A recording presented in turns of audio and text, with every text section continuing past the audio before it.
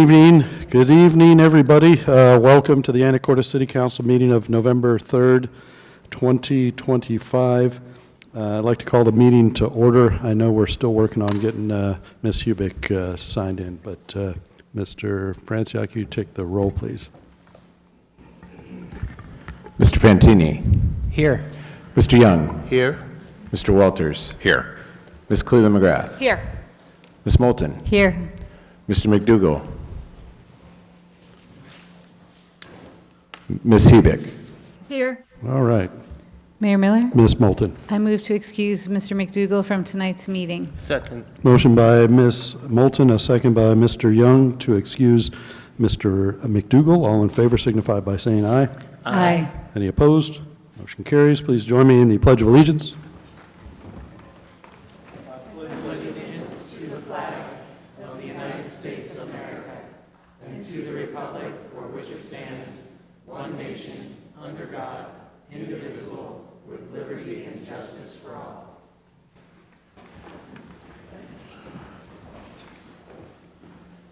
All right, welcome everybody. Good to see a big crowd here. We've got announcements and committee reports, and since there is a big crowd here, I will remind everybody, like I always do, the day before an election day. Tomorrow is election day, November 4th, and I believe it is all of our civic duty to vote. So please vote. Ballot boxes will remain open until 8 p.m. tomorrow.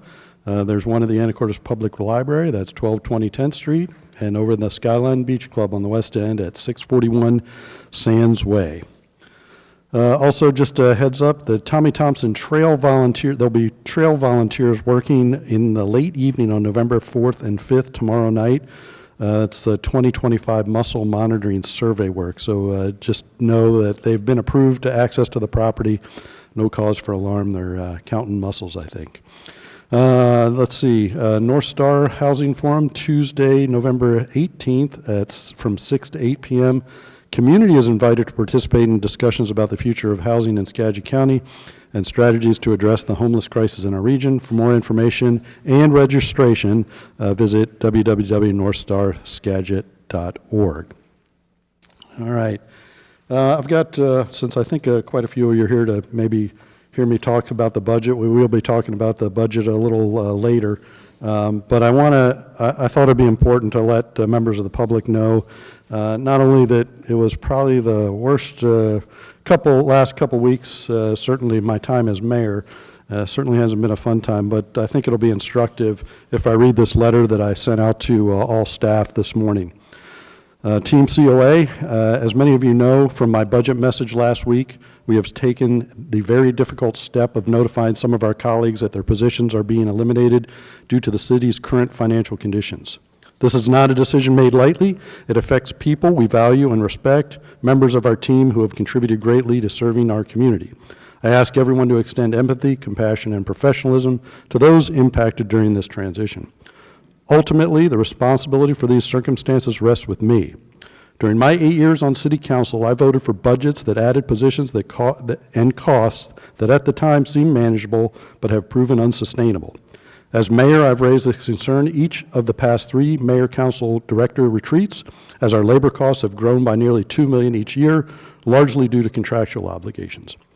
In the previous 2 budget cycles, we were able to balance the budget using remaining cash balances and a one-time FEMA reimbursement. Those resources are now depleted. Taking these steps is necessary to not only ensure not only a balanced budget for 2026, but also the city's financial stability through the end of this year. To those whose service will conclude December 1st, thank you for your commitment to the city of Anacortes and to our residents.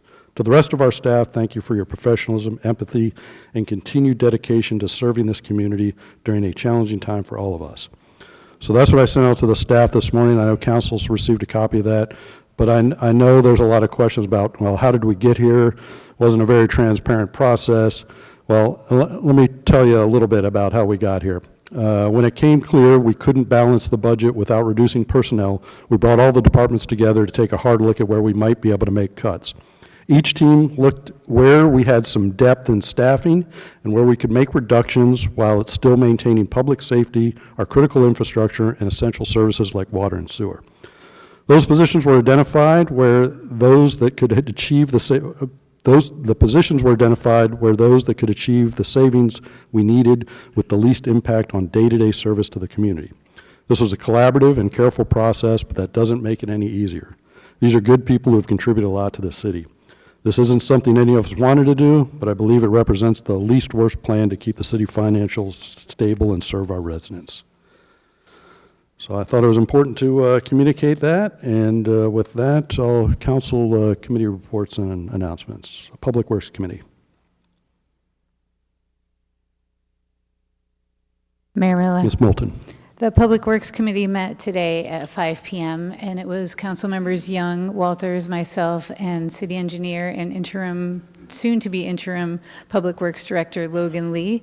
We had 2 constituents visit our meeting today and talked about their concerns about truck traffic on 41st Street. 41st Street is not a truck route, but a lot of local trucking companies use it as a shortcut, and of course, sometimes they are going to job sites in that area. So we talked about what it lists in the Anacortes Municipal Code. We talked about signage, potential enforcement, and informing those companies that it is preferred that they would follow the truck route, but we actually don't have good signs either. So we will be working on that, and we really appreciate that these 2 people took the time to come and talk to us, and they had researched very well what was in the code and what's also in the transportation plan. And those kinds of conversations are very helpful to us as council members to hear from the community about what's affecting them, especially on a day-to-day basis. So that was very helpful, and we will be working on that. We also talked about speeding on Bryce Avenue and recommendations for enforcement on that. And we had an update on 12th and Commercial intersection, and the signal poles that we are in line for have a long lead time and are expected between February and April of next year. The contractor will have to come back to install those, but the permanent paint markings are starting hopefully tomorrow, and those take 4 days. And so we hope to see those, because that's definitely a safety issue that we want in place as soon as possible. If it's not done by the 15th of November, they'll do temporary paint to tide us over through the winter, because it's temperature and moisture dependent to do those markings. And 11th Street, there's a bump there that drivers may have noticed, and that is going to be sort of a speed table, sort of an elevated intersection. And their stormwater needs to flow correctly, so there's been some work on that, but it will be clear very soon with markings how that will operate. But it is a little bit of a bump, and it will continue to be. And stormwater is the priority there, and functionality is the second priority. So we will achieve both of those. Thank you. Thanks. Other announcements, committee reports? Mayor Miller. Mr. Walters. The North Star leadership team met last week, and the Housing Task Force met this week today. So a couple of takeaways from those meetings. First of all, the leadership team is sunsetting the North Star Advisory Committee and creating a new steering committee with mayors and a council member from each city, leadership from, say, the hospital districts and other high-level entities. And I imagine that will be one topic that is covered this coming Thursday at the public meeting with all the city councils. Remember, we have that meeting Thursday night at 6 p.m. at the Skagit County Public Health Building to discuss North Star and the proposed interlocal agreement. The Housing Task Force is working on the housing forum that the mayor mentioned. That's in Mount Vernon at the library on November 18th, also at 6 p.m. And at that forum, we expect to hear from a couple of planners in Burlington, Mount Vernon. We'll also see a presentation from architect Bill Krieger, who did a very nice presentation, some of you might remember, in 2011 on architecture and how you can achieve greater housing abundance without substantially impacting neighborhoods. So that presentation, again, is November 18th. You need to register at northstarskagit.org for anybody that wants to attend that presentation. But we are working hard on it, and so we certainly encourage people to do so. Thanks. Other announcements or committee reports? Okay, we will move on to public comment. I didn't miss anybody, sorry. I'll move on to public comment. Any member of the public wish to address the council on anything that's not on our agenda? And I got a couple of folks signed up, so if you sign up, you always get to go first. And I will start with Janine Jolly, Oaks Avenue Curve. And I know council has received your email with, so again, just state, yeah, make sure the light is on at the base, push the button at the base of the microphone. Talk kind of close to it, because we still have some speaker problems in the back. And state your name and city you live in for the record, please. Okay. Good evening. My name is Janine Jolly, and I've stood before you earlier this year. I stand before you this evening by the grace of God, that I am here with you and not viewing my son or my husband at the city morgue and planning a funeral. If you believe that to be dramatic, I invite you to view the video and photos of the accident scene. Take a moment to imagine how it feels to have an automobile drive into your home, into your sanctuary. Property destroyed, oil, gasoline, and hazardous material flooding your living space. Video and photo documentation are in your emails today. I am here again, twice in 6 months, to express my deepest concerns, frustrations, and frankly, deep anger regarding the city's continued absence of meaningful action to address the dangerous road conditions along the stretch of the road above our home. This negligence has directly contributed to repeated catastrophic incidents, the most recent of which occurred on Thursday, October 30th, when an 85-year-old driver fell asleep at the wheel. His vehicle left the roadway and crashed into our home.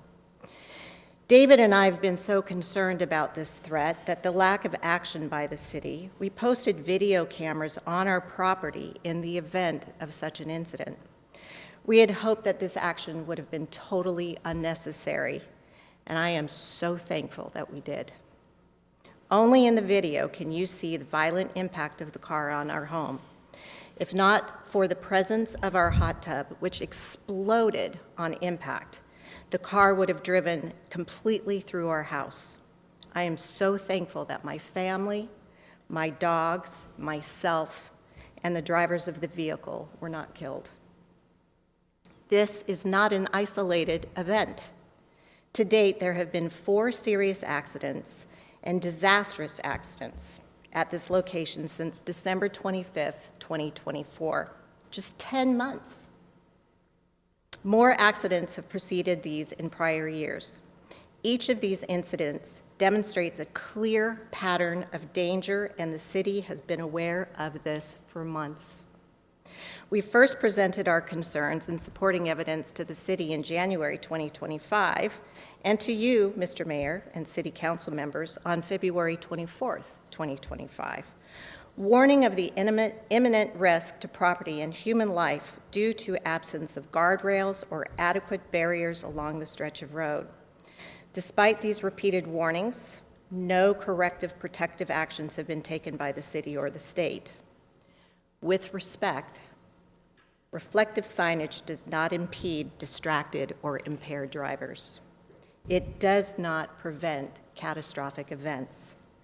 The lack of barriers place our family, our neighbors, our property, and pedestrians that walk that sidewalk and other motorists in ongoing extreme danger.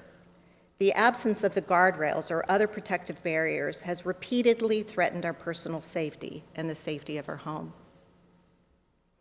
On January 13th, 2025, your city engineer, Logan Lee, rattled off in... So, Ms. Jolly, yeah, three minutes is up. Okay. So- Can I finish my statement then? If it's, Just- I'll let you finish up in 20 seconds. Okay. So I understand that these accidents happen, but they do not happen with this form of outcome is preventable and unacceptable. And I implore you to partner with the state and fix this. Thank you. Shawana Kitsen, if I'm pronouncing that correctly, but please state your name and city. And Oaks Avenue curve. Good evening. My name is Shauna Kitsan, and I am a Channel Landing resident with Miss Jolly. In the spirit of Halloween recently, a Ring camera captured 3 seconds of what could only be described as home horror. Thankfully, no one was killed this time. But make no mistake, if the city of Anacortes continues on its current path of inaction, relying on a single reflective sign to safeguard this dangerous Oaks Avenue curve, and continuing sole deference to DOT jurisdiction, thus refusing to champion for safety, plus both a city engineer's and attorney's justifications for the lack of barrier necessity and erection responsibility, it is statistically inevitable that we will soon see a video of something far worse. 3 seconds of human horror. The Channel Landing community has been clear and consistent in its request since Janine Jolly and I last spoke before this council on February 24th.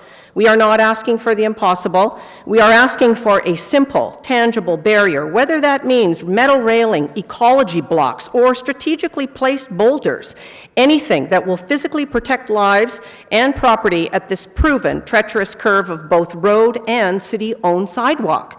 Since that February appearance, there have been 3 more additional serious accidents, including the most recent and most severe on October 30th. This brings the total number of accidents at that single curve to date of 7. 7 preventable collisions, 7 warnings ignored, 7 near misses from tragedy. At this point, the data speaks for itself, but so does the law. Allow me to remind the Council of the definition of negligence. Per Google research, it is the failure to take proper care in doing something, failure to behave with the reasonable level of care that someone of ordinary prudence would have exercised in the same circumstance. Negligence may result from a person's actions or their omission of actions. When a danger known exists, when warnings have been issued repeatedly by concerned residents, and when accidents continue to occur, omission becomes negligence. The city of Anacortes now stands at a moral and legal crossroads. Will it continue to rely on hope, reflective signage, and inaction justifications, or will it take proactive responsibility to prevent the statistically inevitable? We urge you with both reason and conscience to act now. Collaborate with the DOT, if needed, to install a physical barrier of sorts at this dangerous Oaks Avenue curve before home horror becomes human tragedy. The cost of prevention is always less than the cost of regret and litigation. Thank you. Thank you. Next, Sherry Cheney, same subject, Oaks Avenue curve. Good evening. Make- My name is Cheryl. A little closer to the microphone, make sure the sorry. green light's on there. It's on. My name is Cheryl Cheney, and I'm the current president of the Channel Landing HOA. And so this is my first year on the job, and so I'm learning about the association. And so I won't go over what everybody else has talked. There's been several accidents. What I do know is that over the years, the accidents have become more and more severe. Fortunately, we have not had anyone that I'm aware of seriously hurt or killed. I'm not sure how the drivers that hit the Jolly's residents walked away from that. Once you see the video, if you haven't seen it, you might, ask the same question. The homeowner association board is responsible for the maintenance of the fence that's along that street right there. And I don't know if you, I guess what I learned during this year is that that fence is a sound deadening acoustic fence. So each panel is multi-layered, and each panel to replace right now is $3,000. We have now incurred $40,000 worth of damage that I'm aware of. And so I don't know where the tipping point is between when you decide to put a barrier up or not put a barrier up. I'm most concerned about someone getting seriously hurt or being killed somewhere along the line, whether it's a homeowner, a pedestrian, an occupant in a car, and that scares me to death. So I would just ask that you reconsider putting a barrier there. I think it's needed, and hopefully will save lives. Thank you. Thank you. David Jolly, Oaks Avenue curve.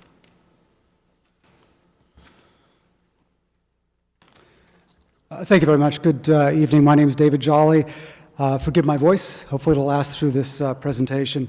I too live at 4207 Navigator Lane here in Anacortes. I don't want to talk about, I hate talking about me, but I think a little bit might bring some context to my message. I'm an attorney. I'm a criminal traffic attorney. I've done it for about 30 years. I've written 30 books on the subject. I deal with accident reconstruction and road safety experts every week. I'm very familiar with the Department of Transportation, the DOL, NHTSA, and other organizations that discuss traffic and road safety. I also was an assistant city attorney at the beginning of my career. This is my language. I deal with this every single day. And the response that we received from the city less than a year ago, I could see through that in a millisecond. It was dismissive, it was condescending, and it proved to be inaccurate, wrong, and dangerous. It also opened up the door, I believe, to, that's already been mentioned, but negligence, based on the information that resulted in the conclusion that this specific accident was a unique situation that is unlikely to reoccur. It's reoccurred. It's worse than it was last year. So how do we feel living in a home that's been essentially a battering ramp for weapons? Vehicles are weapons. We feel nervous. We feel very uneasy. For example, after this incident occurred, I came home, I looked in the outside, saw the damage. I walked inside. I walked into my den, which was right behind that hot tub that effectively acted as an airbag for a vehicle. I saw a fence that was outside, now inside. It went through a cabinet, and it stopped somewhat over where a sofa is or was. If you sat down, that beam was head height. Guess where I was 15 to 20 minutes earlier? Right there. I was on the phone to my wife as I walked into that office, and it took my breath away. We were 15 to 20 minutes away from fatality, me or the drivers, and thank God nobody was injured. So how do we feel now, as I mentioned? Do you think that we can go out to the patio that was destroyed by this vehicle? No. Do you think we can have a hot tub there? No. Do you think we feel safe? No. You can call that what you want, but the law calls it emotional distress. Negligence and emotional distress equal. I think you can guess probably what they equal. But I stand before you with some hope, not much, but some hope that something's going to be done. I also stand here in good faith. We haven't contacted or put anything on social media that's negative. We could have. We haven't contacted the traditional media, TV, newspapers. If you Google Snohomish County Courthouse Eminent Domain, you will see us in TV news and newspapers about 12 years ago. We've done it, we will do it again if this doesn't work out, but we haven't done that. We haven't filed any sort of suit. Okay. Thank you. Appreciate it. I just want to wrap it up, please. Okay. 20 seconds. Okay. So the cost of installing a guardrail for safety is expensive. The cost of damage to our house last week is around $100,000. The cost of installation of a guardrail now is far cheaper than not installing our guardrail. Thank you. Thank you. Okay, I've got, I did have a raised hand online, but I've got one more who signed up Ursula Edelman. And it was crossed off, but I think it says layoffs. Okay. And again, please state your name and city you live in, and 3 minutes to address the council. Hello, City Council. My name is Ursula Edelman. I live on D Avenue here in Anacortes.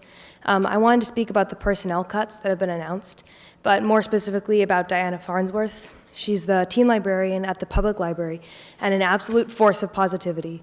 There are not many people whose job it is to make teens feel welcome, to make this town feel like a welcoming and friendly place for teens, which is a group that often feels like no one in the city sees or speaks for them.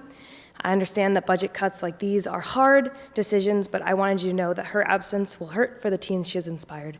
Thank you for listening. Thank you. Okay, the hand went down online, but if you're ready, you can put your hand back up. But you are going to have to say your name. I've got Dee's iPad, so please state your name and city you live in. You'll get unmuted shortly. 3 minutes. Good evening. This is Dennis Clark, Anacortes resident since 2011. Having watched the October 27th City Council meeting discussion on the proposed public works budget, I have two groups of questions that might be worth asking.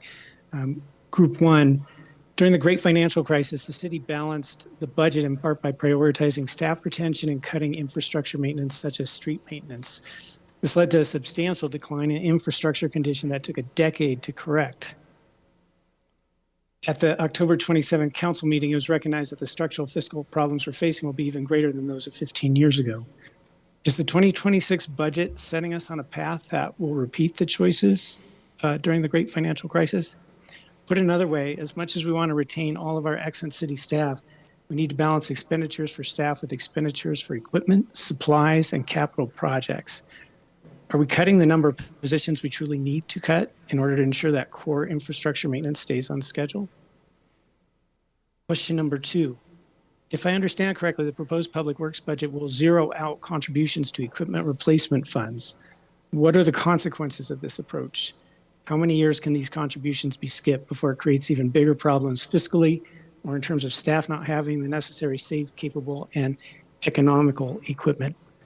Thank you for your consideration and keep up your good work. Thank you. Okay, I don't have anybody else signed up, but I'll one more opportunity if anybody wants to address the council on anything that's not on our agenda tonight. Okay, seeing no raised hands, I will move on to our consent agenda, items 5A through D. Council. Mayor Miller, Mr. Young. I move we approve the consent agenda items 5A through D, I do believe you said. Yes. Yep. Second. Okay, a motion by Mr. Young and a second by Mr. Fantini to approve the consent agenda. All in favor signify by saying aye. Aye. All opposed? Motion carries. On to item 6. This is other business, and item 6A is the 2025 development regulation amendments for periodic update. This is Planning Commission recommendations. It's a discussion item only, and Mr. Coleman is already at the podium, and whenever you're ready, Mr. Coleman. And this item is open for public comment. Good evening, council, members of the public, mayor, thank you. So my name is John Coleman. I'm the Director of Planning, Community, and Economic Development. As the council and many people who follow this process are aware, 2 weeks ago, the planning department brought to the city council the planning commission's recommended amendments to the comprehensive plan. Associated with those amendments are also development regulation amendments. So tonight, we're bringing those development regulations to the city council. And all of the information is in your packet. Hopefully you've had a chance to look at it. I'm gonna walk through some of the documents just so you can follow it procedurally and understand it. But again, like with the comp plan, I'm not gonna be talking about the details of the content, but I do wanna help navigate through since there's several documents. We already talked about what the comp plan is and how the development regulations play into the comp plan. Here is the schedule. Again, we're getting close to the finish line here in November of 2025, and we have to have this done by the end of December this year. I'm just putting this up here again as a plug for www.planacortes.org. That's where all of this information can be found, including all of the details shown here. But all of that information is available and linked on that website. An update to the number of meetings that we've had. Now we've had 31 Planning Commission meetings as of at the end of last month. 9 of those have been public hearings. Now, this is the 11th touch that the City Council has had on the comp plan or development regulations, and we've had 3 open houses, 4 climate team meetings, and many, many other engagement opportunities. So on October 22nd, the Planning Commission held a public hearing on the development regulations, and they deliberated and made their recommendation that is attached to your council. So the draft modifications are all under the recorded motion portion of it and its amendments. I'm going to walk everybody through that here momentarily. The staff report that came with your packet talks a lot about the procedural and background of the process, and it may be a little confusing. It talks about the nuances of one specific Planning Commission recommendation about bike lanes on J Avenue. That is number 19. I'm not going to go into that. Hopefully the memo explains the details of that. But if you have any questions, I also want to remind the council that they're welcome to call Libby Grage or myself, and we can help with any of your questions, and that'll make the process in the future move a little smoother. That way, there's fewer questions to answer potentially at our next meeting, which is going to be next week on November 10th, when we're hoping that the council will deliberate and begin their discussions and ask questions, although we're not going to be asking for any action at that time. So in the staff report, there are several exhibits. A through C are just background and procedural information. Exhibit D is a table that has a summary of all of the changes in each of the sections in the development regulations. So chapter by chapter discussion in that table of what those changes are. Exhibit E is the Planning Commission recommendation itself. It's referred to, it's labeled recorded motion regarding the 2025 periodic update of the development regulations. That just rolls off the tongue, doesn't it? But it does kind of explain what it is. That document has 3 attachments. So here is the Exhibit E, the actual recommendation. And so it's 3 pages, and then it moves into the attachments, which are attachment A is the 111-page development regulation amendments themselves. So that's all of the code, strike through, underline, that was proposed to be changed. That was released in early September of this year. And that document, as it's shown, there's no changes to that from when it was originally presented to the public. So that document has remained static. Attachment B of the Planning Commission recommendations includes the changes that have been recommended since that original attachment A was created. And that way we're not trying to confuse changes since it was released with changes that were made originally. So that's why I'm describing it. It's a little confusing because you've got the one big document and then you've got another document that says, in addition to all the changes you saw in that big document, here's some other ones. And sometimes it might reverse some of the ones that were in that big document. It gets a little tricky. That's why we're really happy to answer any questions that the council has. So contact Libby or I, and we'll get through it.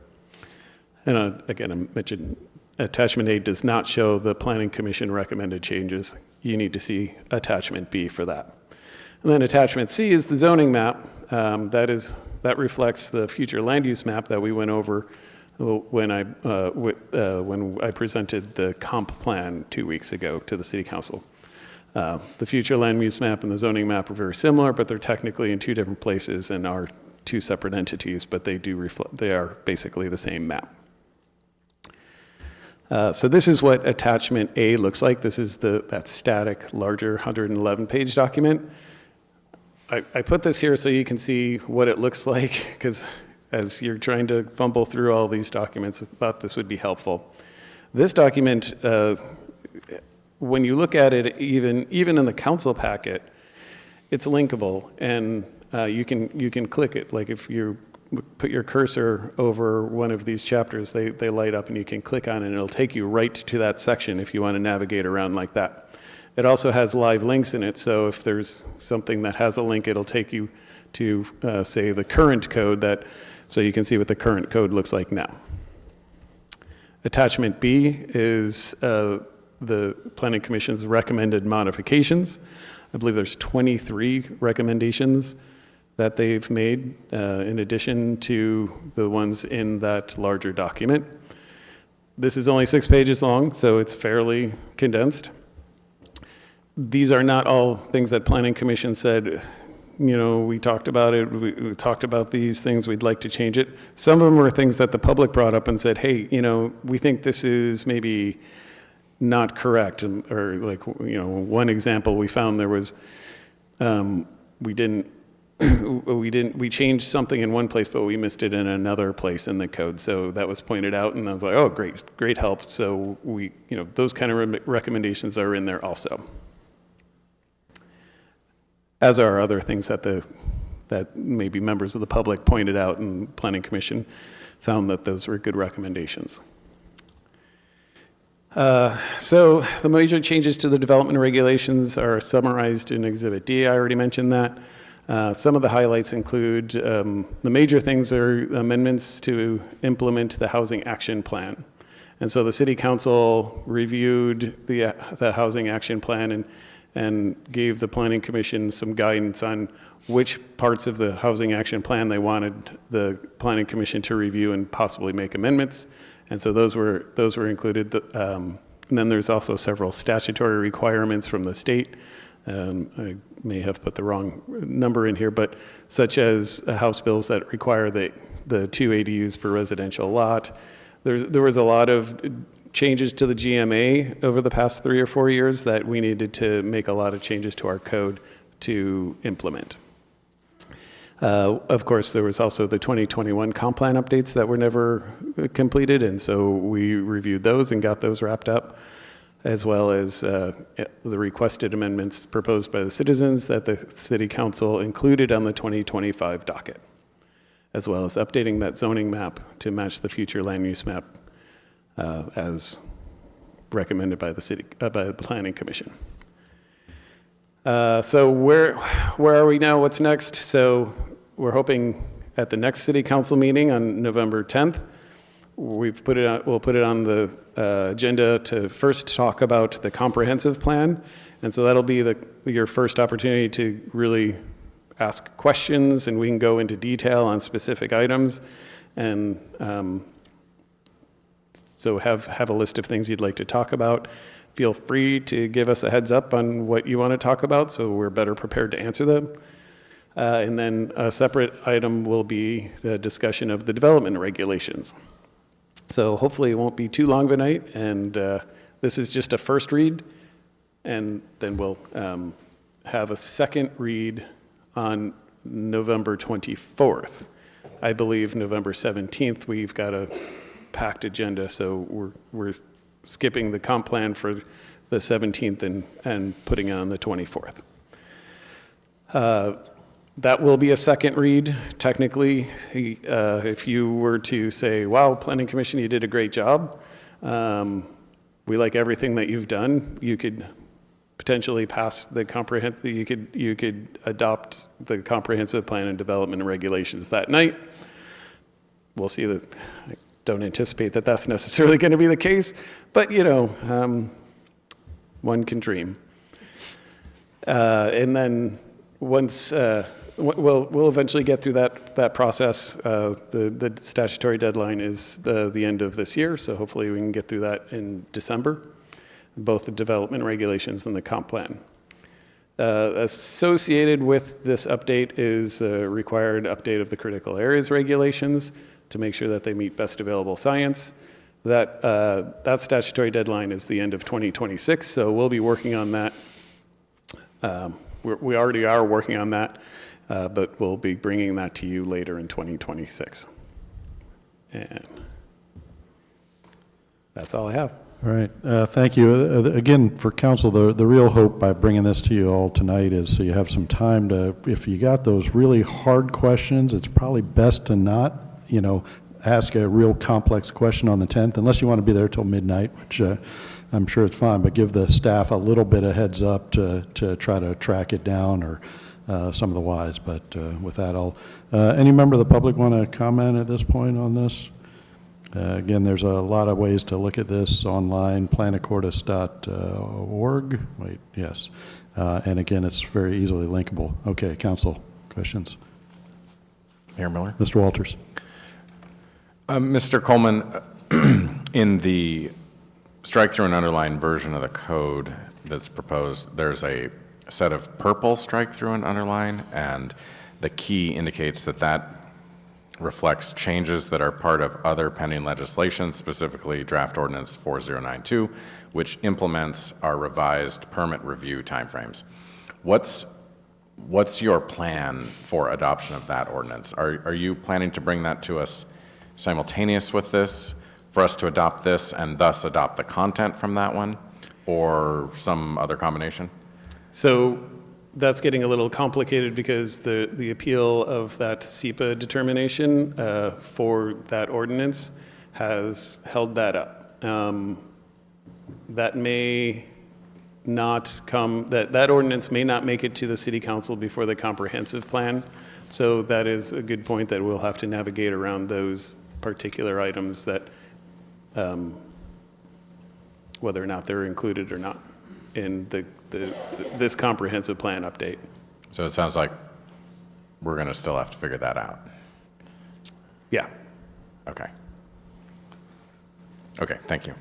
I guess before council, I probably missed it online. Dee's iPad, who I believe is Dennis Clark. Did you have a comment on the Development Regulations Amendment update?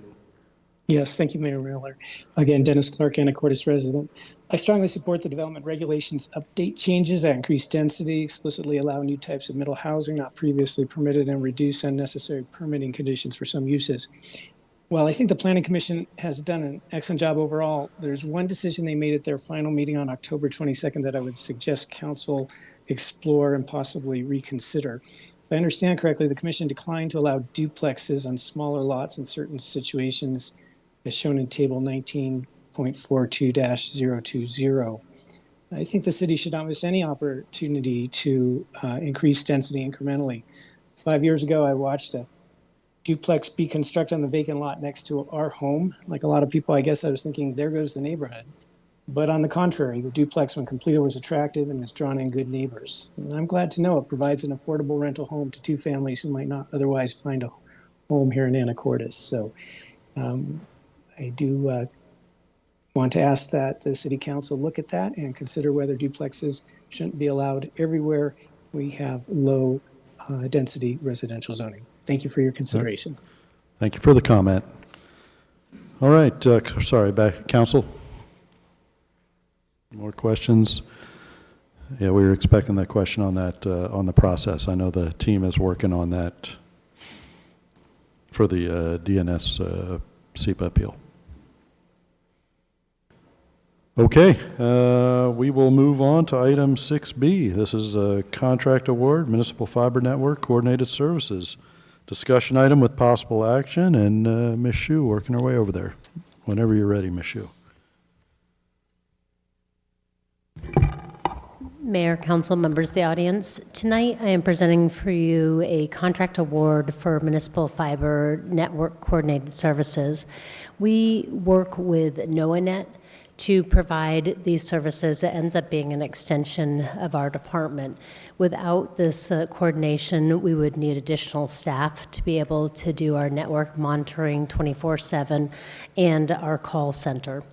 We have also utilized NOAANet for help with the outside plant work, helping with the design and construction development, developing those plans.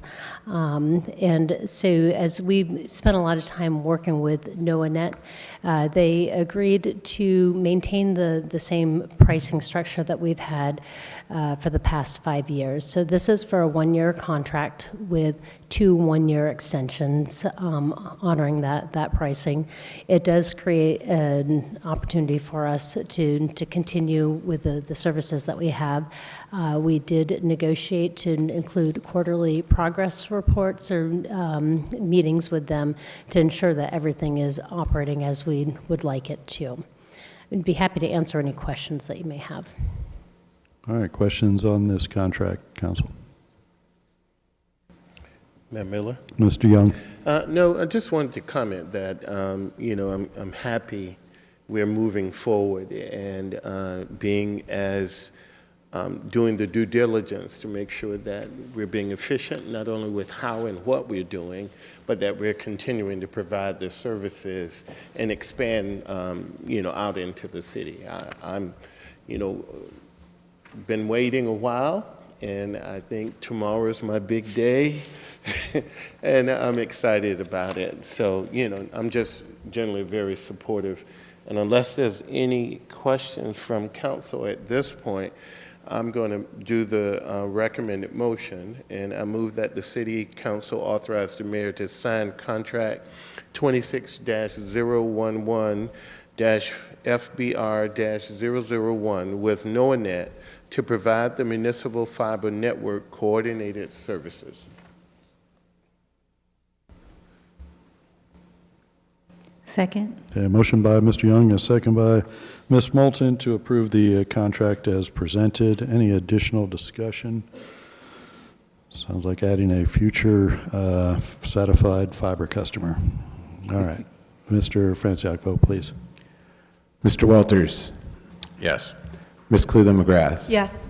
Ms. Moulton. Yes. Ms. Hubick. Yes. Mr. Fantini. Yes. Mr. Young. Yes. Motion carries. Okay, thanks. On to item 6C. This is an interlocal agreement with Skagit County for 2025 library materials funding. It's a discussion item with possible action. Mr. Vogel, when you're ready. Good evening, Mayor and Council.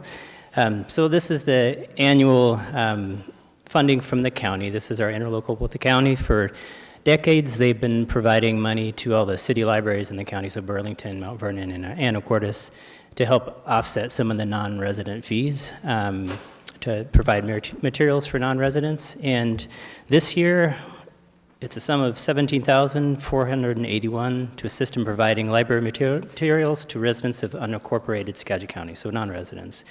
What's unique about this year is that this will be the last year that they're providing the funds.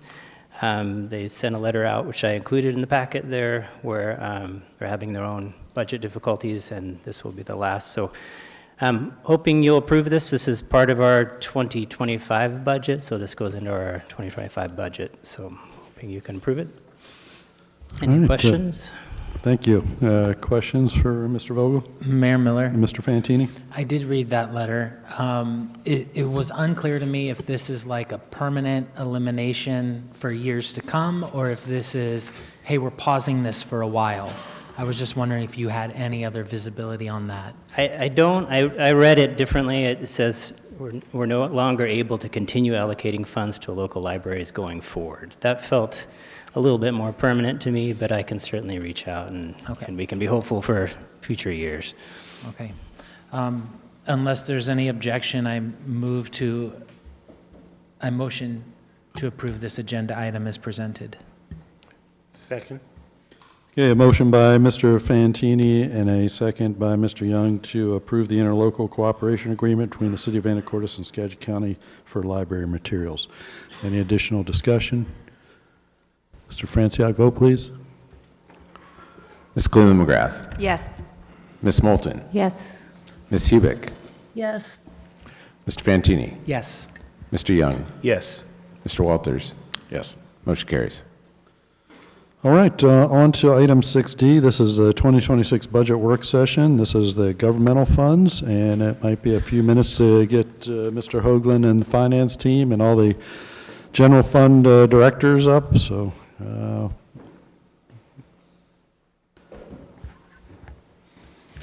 whenever you're ready. Thank you, Mayor. If I may, Council asked for a little bit more information on the opioid settlement money last week. Yep. So we put together a couple of slides to hopefully provide more information for you. We went back and did a reconciliation of our general ledger against the receipts that we'd actually been notified of, the transmittals. And so what we came up with is a slightly higher dollar amount than I believe what was reported last week. So we've to date received $332,000. The only money we've spent of that is for Zeke at $15,000, leaving a balance currently at $317,515. And then we have additional projected revenues based on information that's been provided to the city attorney. So what we're expecting in 2026 is an additional $47,942. So that brings the total that we're projecting available in 2026 at $365,457. So we talked a little bit last week about some of the uses that, as we were going through the budget, we had talked about at the staff level. So one of those was the school resource officer, as council is now aware, the funding for 100% of that position would fall to the city of Anacortes. So we're currently paying half of that, roughly $80,000. We were proposing to pay the other $80,000 for that position out of those opioid monies to fully fund that SRO position in fiscal year 2026. $30,000, we talked about this a little bit last week. The Anacortes Family Center contract came to council, was not approved last week, but that was set at $30,000. Sorry, not set at $30,000. We had identified that at $30,000 as part of the draft budget process. That was another item that we thought is an eligible use of the opioid money. Other things we talked about, the proposed projects in the library, museum, and parks departments, $15,000 over 5 years for a total of $75,000. And we have a couple of slides on that. I think council had asked for more information on those programs, so we have those directors here with a couple of additional slides to provide that additional information. Mayor Miller? Yes, Mr. Fantini. Just a quick clarification, if you could just flip back. Two questions I had. One, the $30,000 for the Anacortes Family Center, is that fully funding the service we're getting now? The is that what is being spent on that that position now, and is this $30,000 going to be enough to sustain it at its current level for next year? Yeah, the original request in the draft that staff put forward was $60,000, and that was trimmed to $30,000 through that budget process with the mayor and department heads. Okay. The only other question I had is, I know that the county came here and made a request as well. Are we not doing that as part of this, or? So yeah, there's another slide at the end of this that kind of summarizes what the county talked about back in September. That's what I get for interrupting. Thank you. No, and it's okay, and it'll be a good question for Chief Floyd when he goes through his budget on the family center piece. Yep. Mayor, Miller, Council, ladies and gentlemen in the audience. So you asked us for more information about what the ideas we had for the use of the opioid funds between Parks and Recreation, the library, and museum.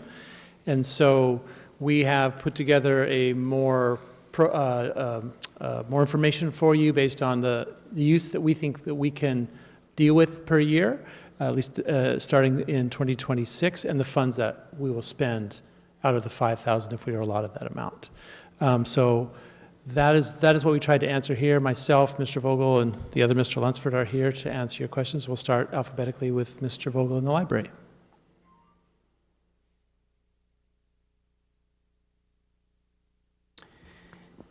So I'm hoping to provide a little more details here. You asked about how I would use the 5,000.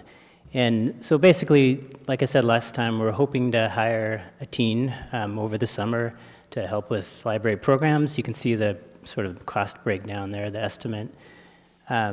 We can do a lot with this money, and this will be incredibly helpful. I mean, what we're doing, what better way to curb drug use than to provide kids with a place of belonging and do programming. And so the second paragraph is basically, it's about $500 to have performers come for summer reading, doing 5 different programs. That's $2,500. So it ends up, give or take, around $5,000.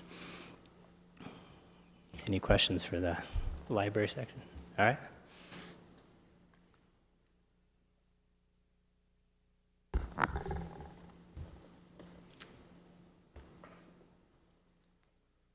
The plan at the museum would be to continue some of our community collaborations focusing on youth, such as past collaborations with the high school media club to produce some videos where they would engage with some elders in the community, and then to also work with the Anacortes Music Project on some arts-related music and history projects that could work in conjunction with our upcoming music exhibit.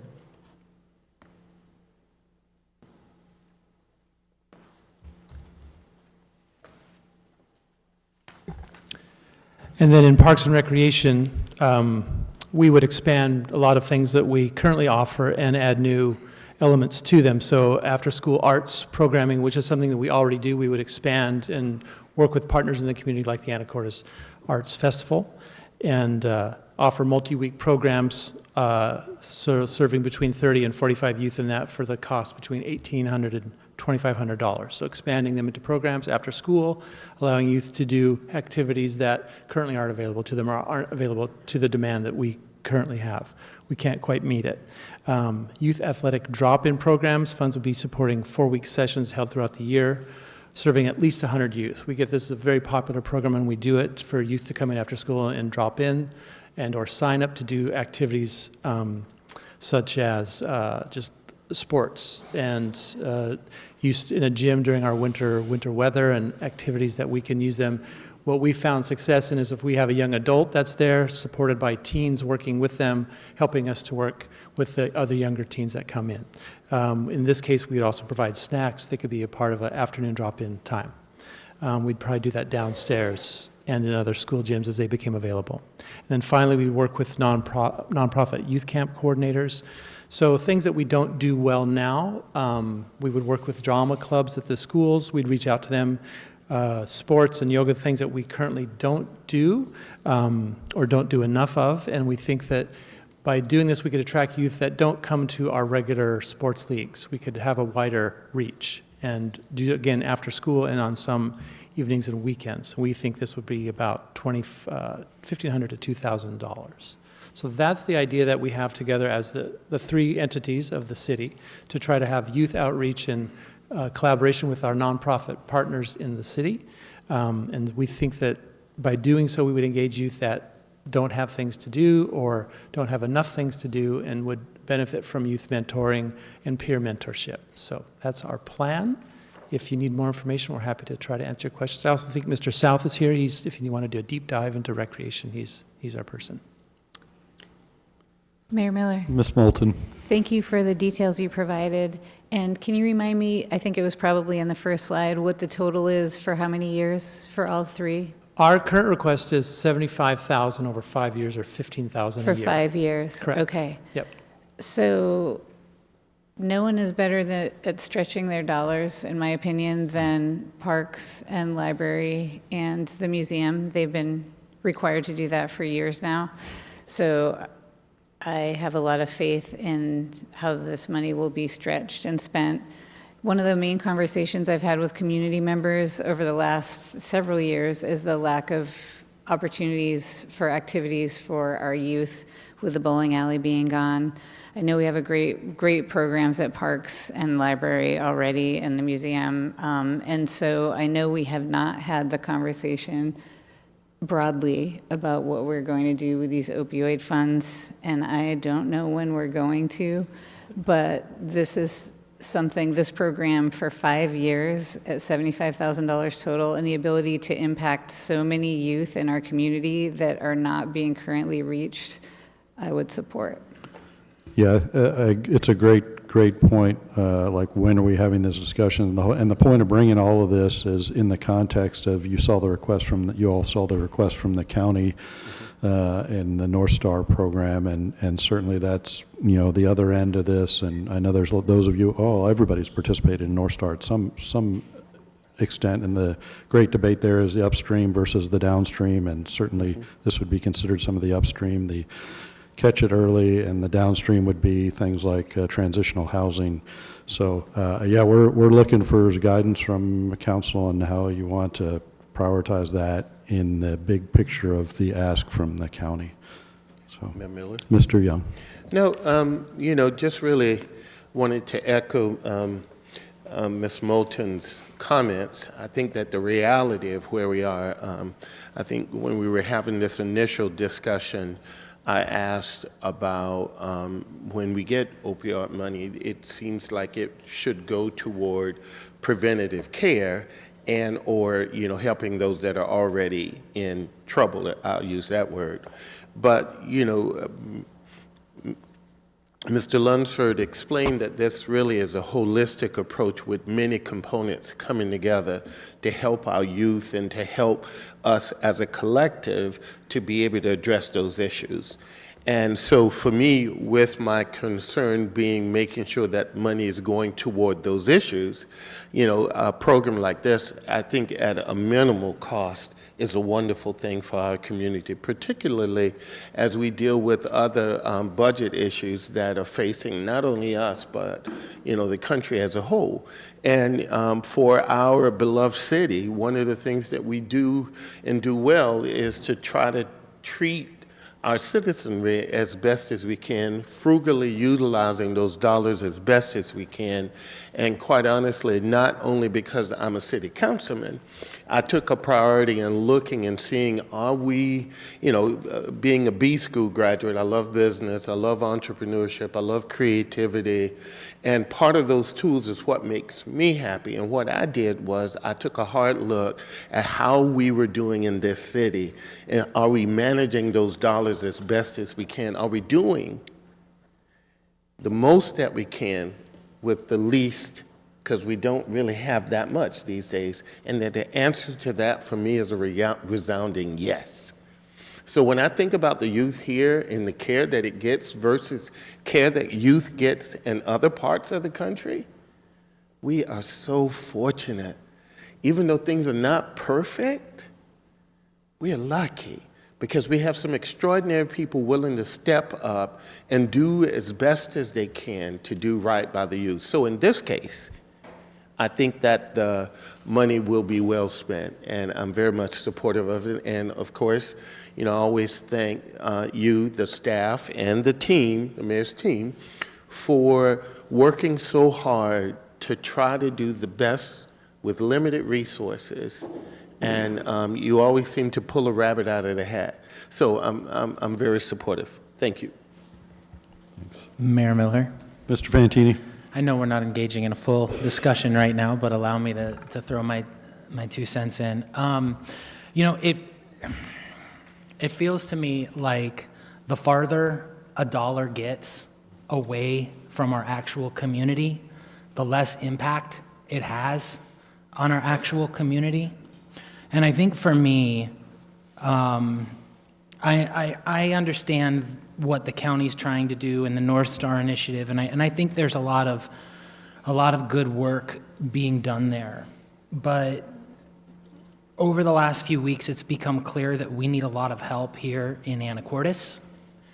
And what I'm very supportive of are programs like this for the library, museum, and parks where we are engaging our youth, because it feels like when it comes to helping folks, whether it's transitional housing, rehabs, or whatever, there's nothing for people under the age of 18. So where's the preventative? So I applaud this.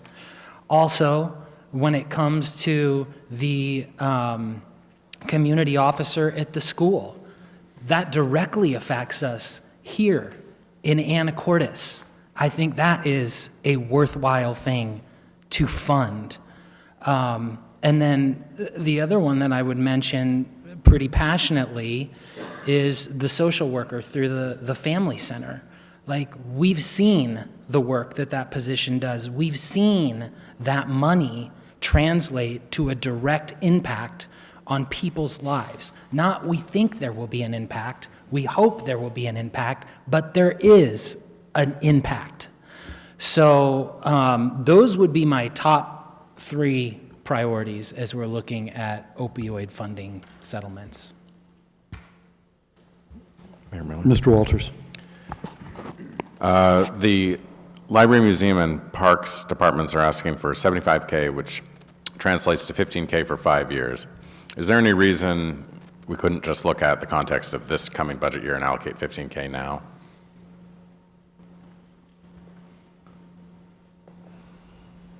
There's no reason from our perspective that you couldn't do that if you'd like to.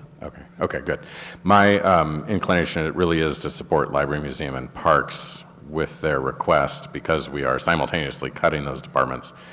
And if there is some opportunity for them to do more with less here and also serve the purposes for a very small amount of money, all things in consideration, I would be in favor of trying that out for a year. It's not in the proposed budget. It doesn't have a star on the chart here, right? What does have a star on the chart are the AFC and the SRO. I'm also supportive of funding the SRO. We approved the interlocal last week, which set us down that path. I'm also in favor of funding AFC at some level. I am not certain, though, that I'm in favor of spending opioid money in favor of those projects, because for a couple of reasons, but maybe the principal one is it's supplanting existing funding, and there's obviously a case to be made for that because there's less funding available. But also we are getting this opioid funding to try to solve a problem that SRO and AFC were not already working. I mean, in some ways they address this issue, but this is new money, and if we use it on existing programs, we are not getting the new benefit. So I'm pretty hesitant about that. But we don't have to resolve this tonight. We should look at it in the context of the entirety of the budget. And we also don't have to allocate 100% of the $365,000 tonight either. We could save some of that for future years, since this is a particularized bucket of money that has some strings on what we can spend it on. But just my inclination really is to provide some money to North Star, because we know that that's a service that isn't otherwise provided in this community, and I think we have a responsibility to play with others in the sandbox regionally, and this is one of the areas we could do that. But the services there are just, to someone who needs those services, there is no substitute. Like, you can do library and museum activities all day long, but if you are in need of that recovery service, you gotta get it. The value of library and museum is hopefully we put that money into prevention rather than recovery. But if you need the recovery service, where else are you gonna get it? And how else is that going to be achieved if we don't put some money into that? And we have a responsibility, I think, regionally to play that role. So those are my thoughts at this point, but I imagine that those could change, and we'll get more in depth in the rest of the budget and have to make some hard choices. Mayor Miller. Ms. Cleland McGrath. Thank you. So first, I'd like to say thank you to the Library, Museum, and Parks Department for answering our questions. I know I asked some of those about how that money will work, how many folks will actually be involved in those programs. So thank you for getting that information back to us. I was a little confused why we were talking about it right now when we've got some really big budget issues, but we also have a North Star meeting on Thursday. So having the information now helps us guide the direction of where we're going in the future.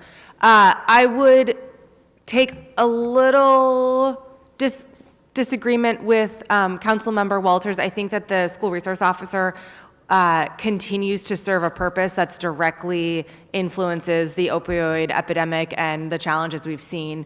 I think that Chief Floyd made a very good explanation of how that school resource officer kind of has a positive impact on the 3 pots of students who have different interactions with the police. So I think that that's something that continues to be prevention, and also some level of recovery. And going to the recovery situation, I think that the Family Center, for the service provided of the social worker partnering with our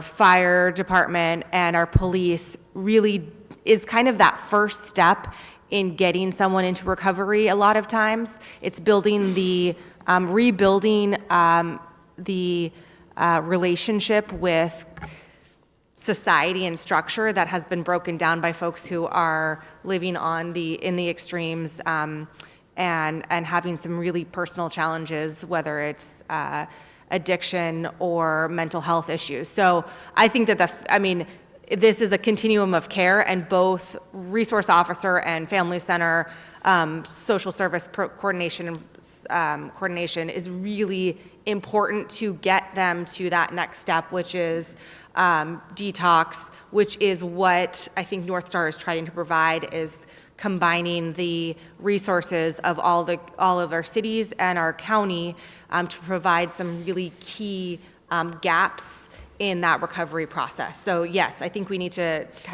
balance it, but I do think that a number of these 2 start items, along with the $75,000 over 5 years, but I agree we should be able to find that money elsewhere. Or we should be able to find that $15,000, even if it's not coming from the opioid funds. So, thank you.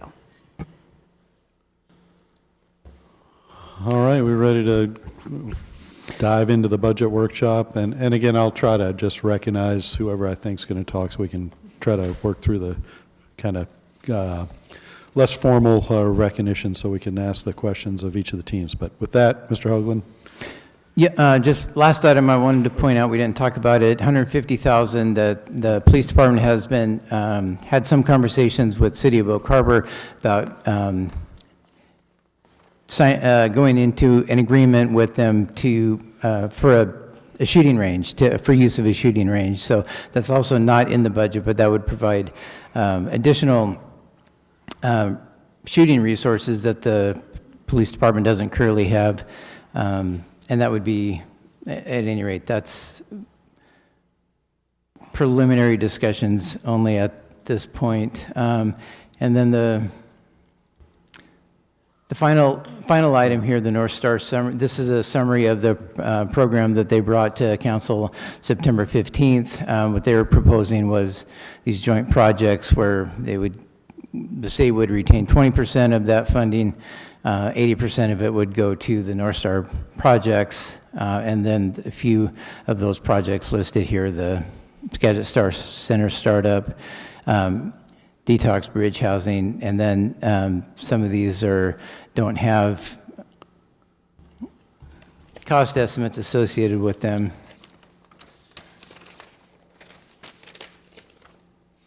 It was the detox bridge housing was 1.5 million, and I'm sorry, the detox bridge housing was 800,000, and then the Star Center, I believe, was 1.5 million. Anyway, that's that. This has now been released as part of the council packet. Thank you.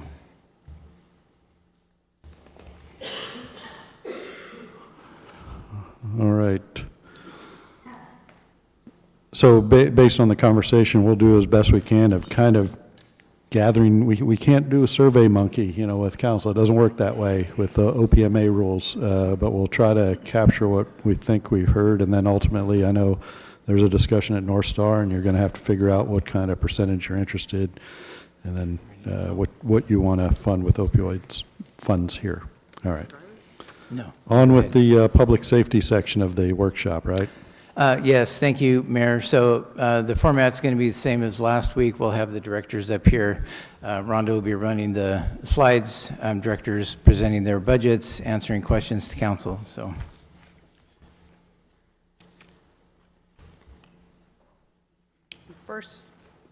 First up tonight is police, so Chief Floyd is here.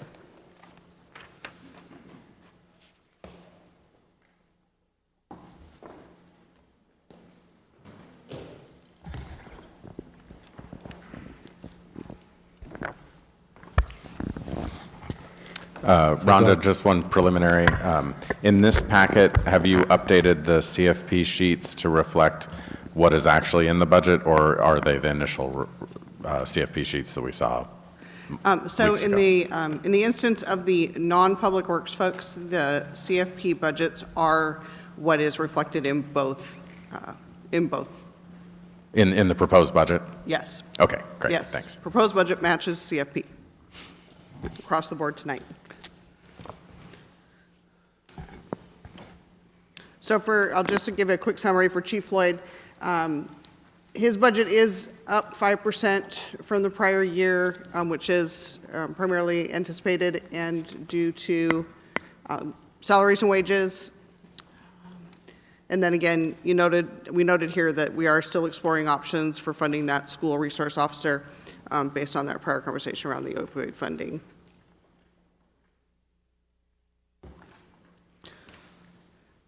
And then the only capital item for APD is the 3 new vehicles at $285,000, and I believe you guys passed a contract for those last month to get that process moving forward. Hand mics probably, yeah. And again, the speakers in the back, so you got to kind of eat the microphones. The speakers in the back aren't that great. Good evening, members of council, mayor, and members of the audience. So as Rhonda was segueing into, the increases in our budget are fairly small for 2026. And we have, like many city departments, cut a lot trying to help the city with the budget challenges. Some of those categories are easier to absorb than others. One thing I would draw your attention to is the reduction in our travel and training. And while I think that we can manage this, I do have some cause for concern because our state training commission has increased the amount of cost to the agencies in addition to changing some of the mileage requirements, and that's going to put the onus on the individual agency to cover those costs. So with the one individual that we're looking to hire next month, we're looking at potential academy costs of about $18,000 that we're going to need to be able to cover, and that will come straight out of our travel and training. That's going to impact career development and ongoing training for the skills and abilities of in-house instructors. We're going to be able to manage keeping those individuals that are currently certified to be instructors, but it's probably going to limit our ability to have new instructors trained to take over for those folks that are aging out of their respective roles. And we're going to need to postpone those transitions. One thing that we are going to be unable to postpone is going to be replacing our TASER platform. So we are currently carrying the TASER XP26, which is about 4 generations older than what's currently out there on the market from TASER. and they are going to stop supporting that. So that's going to force us to transition to a more current version, which I believe is important that we do, because that is a less than lethal use of force option that we want to make sure our staff has available as a option when we're encountering individuals in conflict. Anytime we can avoid lethal use of force, that's our preference, and this enables us to have that tool available. The newer versions also have increased efficiencies and increased range available to allow us to diffuse some of those situations at a safer distance for the officer involved. Chief, does that show up on the small tools minor equipment line? Is that where you're asking for budget for? It is, I have it marked up on Line my- 48. Yes, so that will be 7035, the small tools minor equipment. That's the bars number, 7035. For those of you who are playing bars numbers, yeah, go ahead. Chief, so we just got this today, so if this information's probably in here, so if I don't have the right answer, or if I'm asking a question that should be easy to find, I'm sorry. So I remember we talked about the taser replacements, and you were going to put it on a 5-year plan. Is that still the case, or are you going to try to do it all in 1 year? We cannot afford to do that all in one Okay. year.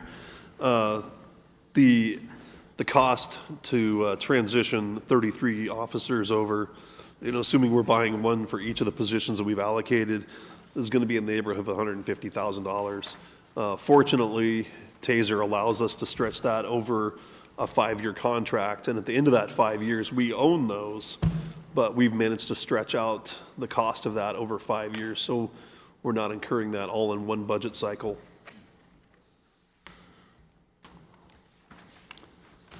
Chief, 2 questions. One, with the reduction in overtime, what is that going to look like as far as service goes? So we've had great success in hiring in 2025. We've hired, by the end of the year, we'll have hired 6 positions. 2 of those individuals are finishing their last phase of field training and will be on solo patrol status before the end of the year. We were able to get a lateral officer that we did not have to send to the academy, that was able to complete an expedited field training process and was on solo patrol after 2 months. We have 2 individuals that are graduating the academy next month and will begin their field training process. And then we have 1 individual that we'll be bringing on board in December. So that'll be our 6th position we've hired since the beginning of the year. What that translates to is what you've seen out when you're out in the community is more patrol cars, more officers out, very visible, and an increased presence in the community. I've heard from a number of individuals, wow, it really feels like we have more police. Well, it's because we do. And so those are starting to pay dividends in that return on investment that we have from the levy lift. Great. And then my other question is kind of also a tie into the opioid settlements. If we were to move forward with that $150,000 investment into that training center in Oak Harbor, would there be any line items on here next year that would be reduced? Like, would there be a savings from that? And if so, where would we see it? That would come out of our training line item, because that's what we're currently using to pay for our range fees. And as I explained to you, but it's been a few weeks now, so as a refresher, we're currently getting about 10 days a year for our range fees, and the agreement that Oak Harbor was proposing would give us at minimum 30 days a year if we desired to have that many. So there's a lot to gain from that, and it wouldn't be limited to just firearms training, but that also allows us to incorporate all other use of force training. So that could be our taser training, our defensive tactics, our patrol tactics classes that we're completing pursuant to I-940, maintaining our compliance with the state for all those required courses that we have to meet every 3 years. So do you think there would be like, because right now you have 60,000 in here for next year, like, would you, this is probably a tough question to answer, but would you equate that to like 20,000 in savings next year? Is there any kind of like? Our annual range fees are in the neighborhood of $7,500, and that's what we used as a benchmark to get to that $150,000 estimate. Was we would be proposing a contract with the city of Oak Harbor that allows us to pay no range fees, but have a guaranteed place to train for the next 20 years. 20 multiplied by 7,500 puts us at the $150,000 estimate. Great, thank you. Mayor Miller? And I would also point out that range fees are highly likely to increase between now and 20 years from now. Yeah, Mr. Young. Thank you. I am a fervent supporter of the police. Our police in particular, simply because of, it's a good force, and I understand that. My challenge, though, is I'm fiscally conservative in the sense that where we are in a budget and the struggles to try to keep as many people as we can, those stakeholders in our community, in the positions that they are, or somehow being able to utilize those things. So, with that as my purview, I'm struggling a little bit with the $150,000. Not that it's not a great investment ordinarily, it really would be, and would be a beautiful thing to do. But I'm struggling right now because we have people whom jobs are being eliminated, and some people, it may not be as easy for them to find other jobs. So when I'm looking at the items on the list of stuff that we absolutely have to have, those are the things that I'm looking for right now, because again, that just simply means once we are clear and when the dust begins to settle and we figure out, where we are, how do we get there, what are some of the tools we're going to use to sort of begin that process, then we may make some adjustments. But, going in it not necessarily blind, but, with so much dust in the air, I struggle with that. So in that, my instincts have me being very conservative about how those dollars are going out, and the justification, for me is more than it might save us money in the long run. And I believe it would, but in the immediate sense of today, we're still trying to put everything in that box. And, I don't know about the rest of council, and the mayor's put forward his proposal, his best. I know there's a lot of stuff going into it. I'm just conservative about how that money is going to be spent. And if it is absolutely urgent right now, we're increasing the number of police out there in the community. It's a beautiful thing. My challenge with that, though, right now, particularly in the budget cycle and where we are, the fears nationally, economically, is Anacortes need equivalent to a Burlington need or Mount Vernon need or City of Seattle need? Because we live in a community that is somewhat isolated in a good way. Where I came from, even though it was a great community, people lock their doors when they first walk in. I mean, the blinds are closed as soon as they get dusk. And here, I have so many of my neighbors, the blinds are wide open. My guests come and they say, well, Anthony, why are your windows open? I said, I live in Anacortes. So what I'm saying, I'm using that as an example to say, is our need as a police force the same as a Mount Vernon, the same as a Bellingham? I'm not convinced our need is exactly the same. Now, does that mean that we don't prepare? No, I'm not saying that at all. I'm just simply saying that I don't believe our need is as great as that, and I'm happy about that. But when it comes down to trying to figure out where those additional dollars are going right now, although I think it's a great idea, my first instinct is to say, whoa, whoa, whoa, wait a minute, let's see where we are and how we get there. You've pitched it wonderfully. Ordinarily, my answer would be absolutely. But right now, I just think that we don't know where we are. And as the dust settles and we figure out where we go from here, then. But right now, I'm supportive, but I wouldn't vote for it. Thank you. Ms. Cleveland McGrath. Thank you. Two things. One is, were we able to replace all of the guns this year? It was planned for 2025, correct? And we've gone through that? Correct. Awesome. So those have all been replaced, and officers are all qualified on the new platform, so cool. We are done with that. Thank you. And then the other question I just had was looking at insurance went up pretty significantly. I'm sure there's a reason why. Can you explain that?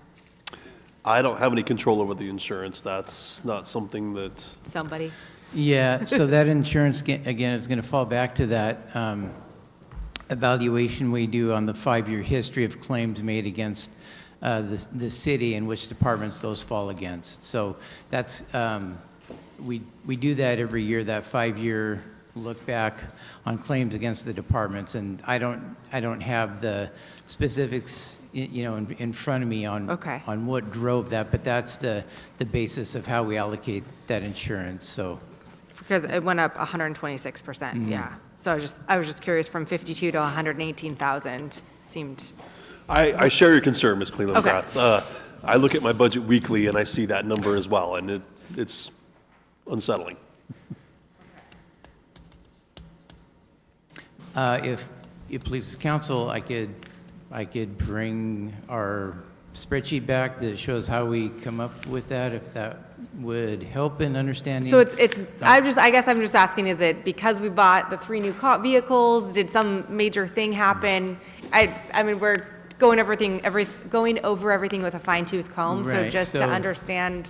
Yeah, in this case, so we get our liability insurance from WCIA, and it's 2 parts. One is it generally goes up, you know, year to year. In fact, we've seen significant increases in that insurance over the last several years, and then that change in, you know, based on the claims history. So I'd be happy to talk more about that later. I think it's safe to say that's not necessarily our claims history, it's overall claims history, and that WCIA is the overall insurer. The big claims are typically police actions, that's not us, but WCIA does insure many, many other police agencies. And juries are awarding much higher verdicts. Mayor Miller? Mr. Walters. So I would be interested, just for my own edification, how we allocate the insurance costs across departments. Chief, for 2026, are there any proposed changes up or down in FTEs? No, right now, we have 1 vacancy due to retirement that we have not filled, and we are continuing to hold interviews, and we're keeping our finger on the pulse of the candidate pool that's out there. We have not found a candidate that we feel is the quality of person that we want to hire for our department, and so we're choosing to wait until we have a candidate that's that level before we worry about trying to fill that last vacancy. In the meantime, that allows us to see what direction the budget's going between now and the end of the year. So vacancy, but I mean, same number of FTEs budgeted 2025 and 2026? yes. Okay. We're just kind of putting Yeah, a that vacancy last being position in a different. holding pattern. Right. So you're choosing maybe not to spend that money by not hiring that position yet, but still the same amount as budgeted? That's my understanding. Okay, good. Thank you.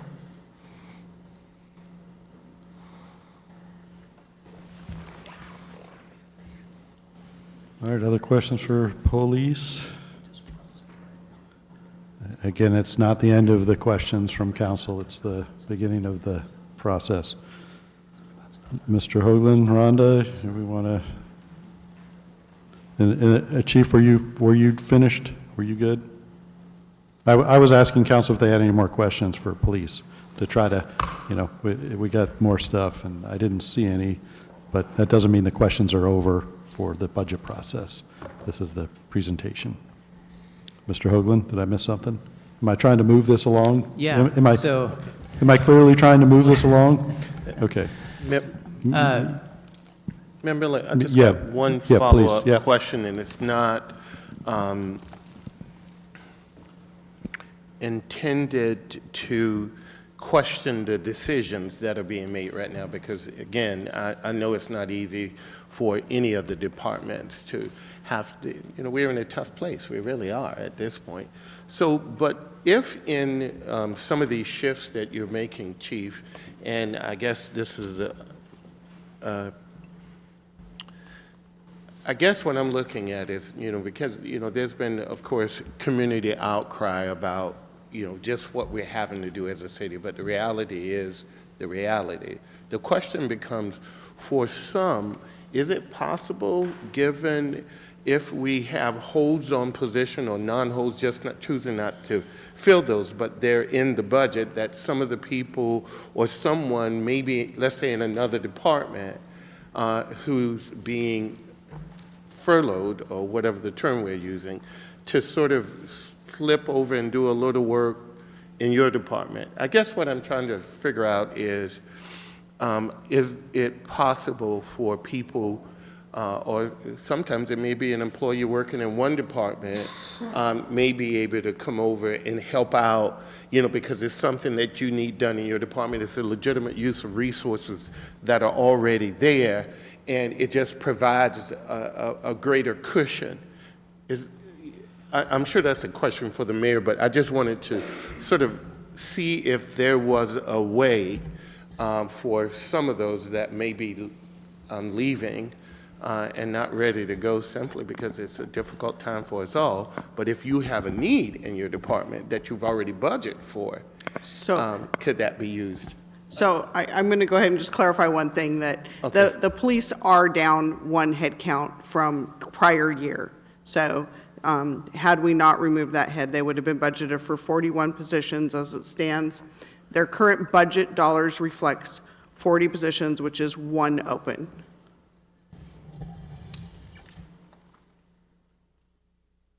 Okay, council, absent any more questions, let's move on to fire. Well, I was waiting for the chief to answer my question. That's it. Yeah, so to answer Mr. Young's question, for our commission staff, of course, you're required to have a certification from CJTC to be able to perform law enforcement duties. For our non-commissioned staff, those individuals are, for the most part, very specialized in their roles. They're required to go through background checks. They have training on our specialized records management systems that takes a fair bit of time to master. And so I think it would be not realistic to have people interchange from other departments. They wouldn't be able to have the time in those systems to be proficient with them. I don't know if that answers your question.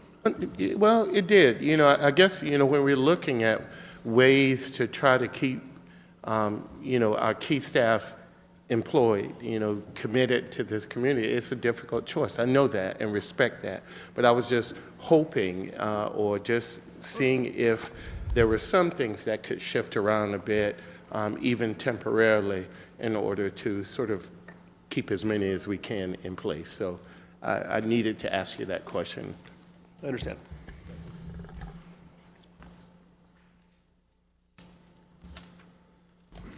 Okay, we ready? Move on to fire?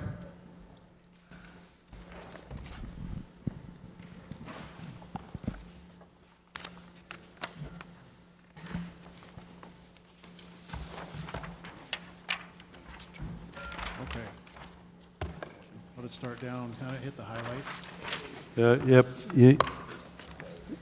Thanks, Chief. Is that better? Nope. Just you need a, eat the microphone there, Chief. How about now? There we go. All right. Well, to start down, overall, it looks like our overall budget's 0.5% up from last year, but $252,000 down from what was requested. Just kind of go down, hit the high points, and then answer any questions you might have. Salaries and wages, overall is up 5.7%. That reflects the eliminated assistant chief position we talked about a couple of weeks ago, and the reduction in hours of our administrative assistant from 40 to 20. Also includes the 3 grant-funded firefighters, SAFER-funded firefighters. Overtime's down 100,000 from what was requested. That's going to be kind of on the edge of what's realistic. If we have no extended sick or vacancies and we're able to hire laterals when the time comes, it'll be close, right in there. With that, of course, we have minimum staffing in our contract. We have operational needs to standbys and brownouts that we've talked about during like Prop 1 and things like that, required training and certifications, much of which has to be done off duty. We will be working to train on duty when possible, but quite a few of our tech disciplines just doesn't allow for that. In our office and operating supplies lines, overall, there's most of the lines have some small decreases from what was requested. Kind of the outliers are the 2031 or suppression, which is primarily our PPE and uniforms. With that, and we're anticipating somewhere between 3 and 5 hires in the next calendar year. Each hire is between $6,000 and $10,000 of equipment up front, depending on what we happen to have on the shelf and what size the new employee may be. So again, that's up from 90 last year to about 115 projected for this year. Mayor Miller? Ms. Moulton? Sorry, Chief, I kind of lost track of where we are right now. So I'm going down roughly in the order that it was listed out here, but I was only touching on the ones where I thought there were significant changes or. Okay, so what line are we on right now? Supplies. Okay, great. Okay. Okay. All right. Thank you. Sure. The other big ones there, of course, is the 7031, which is our EMS supplies. That's $155,000, and that is what we requested. We have increasing call volume every year, increasing costs, and it's just not realistic. We can't control what supplies get used on the medic units. The 7131, which is just below that in the big sheet, again, that's our medications. And again, we've added new medications this year. And overall, these are all lumped into supplies. I'm just breaking them down a little bit.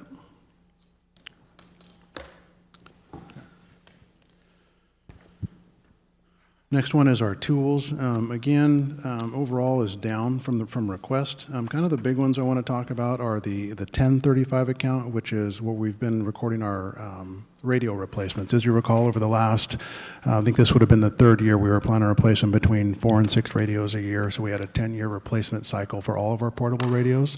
That's going to take a pause this year. There's still some money in that account. We may do 1 or 2 later in the year, but we're also planning on potentially replacing some of our dated tablets for our field reporting system. We're switching over to an iOS platform. Some of that's going to be replacement through IT, I think, but some will be new purchases. So that's why we left some money in that line as well. The other big one there I want to talk about is the 7035 tools. And that's the one, if you'll remember, I can't remember if it was 22 or 23 when we folded the 110 fund. We had a reserve there of, I think, $700,000 or $800,000 at the time. We talked about our big dollar items, ECGs, gurneys. Currently, our gurneys are 20 years old. We're trying to replace one a year. Many of our ECGs, which cost between $60,000 and $70,000 a piece, are all functioning fine, but some have outlived their service life. And so when they break, there's no longer going to be a repair and things like that. So we need to be prepared to replace them if and when that time comes.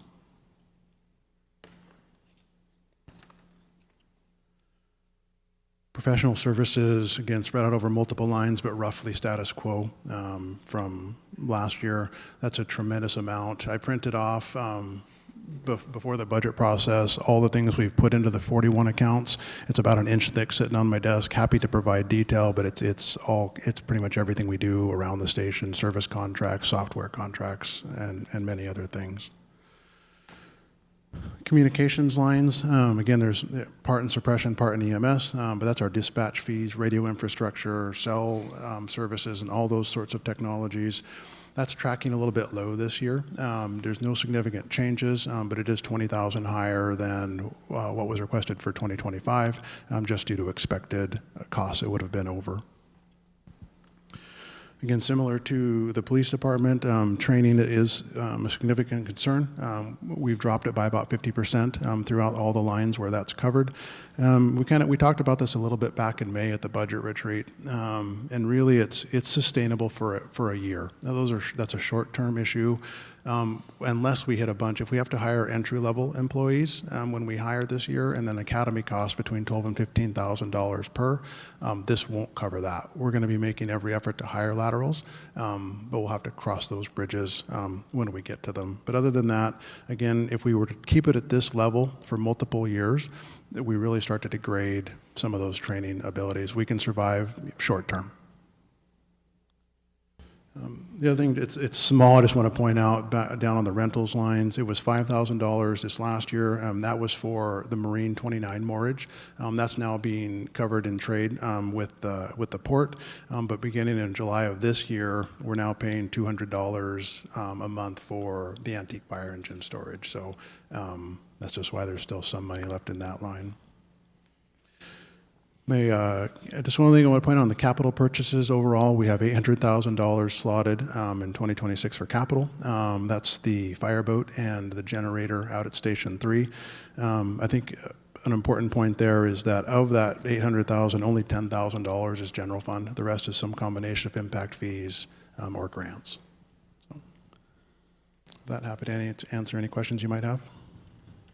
And Council, if you notice, Rhonda's doing a great job of trying to keep up with what the chief is speaking on, with switching back and forth between the overall slide plus the line item details with the bars numbers back to the CFP. So, Mayor Miller? Go ahead. Just a quick question. The bottom line, miscellaneous internal, that's the third largest number. What? I don't know what that is. Yeah, so me either. No, those, it's kind of a funny one. We talk about it pretty much every year. So that is where when we bill out, so we bill roughly $2 million a year in EMS ambulance transports. We only get back about $1 million of that. I'm using some big round numbers here, but then the other $1 million gets debited out in those 49 accounts. And one is for general and the other is for Medicaid specific. I remember that from last year. Thank you for teaching me again. Mr. Young, yeah. Yes. Chief, first of all, you've always done a brilliant job, I thought, of building the force. You come in, your hair's looking great. That was a joke. But at the end of the day, though, are you reducing any FTEs? Yeah, so what reflects in the budget is there's, again, the AC, assistant chief that we lost, and then also right. our administrative assistant has been cut from full-time to half-time. Okay. And, okay, I'm sort of writing full-time to half-time. Okay, and, excuse me. Again, I'm always I know we have to make cuts. I really do. And just out of curious, how much of a savings is the cut? Well, the cut from the assistant chief is what you also pointed out in this document as to it being a great savings, and how you were going to allocate that money to something else. Since you're cutting the administrative assistant from full-time to half-time, how much of a savings is that? So it's somewhere, the total cost and benefits was, I think, $107,000. That's at the full-time? That was for full-time. Uh-huh. It's more than 50% of that in the cut because of the loss of benefits, which is significant. So it's half the salary plus the majority of the benefits. So I would guess 65 or 70,000. Is the savings 65 or 70,000? Yes. Okay, all right. Mayor Miller? Ms. Moulton? To that point, is there, I know you've cut and cut, is it possible to make up that money somewhere else in this, out of these line items? I'm sure that's been looked at, but I have to ask the question. Yeah, so from my perspective, it's possible.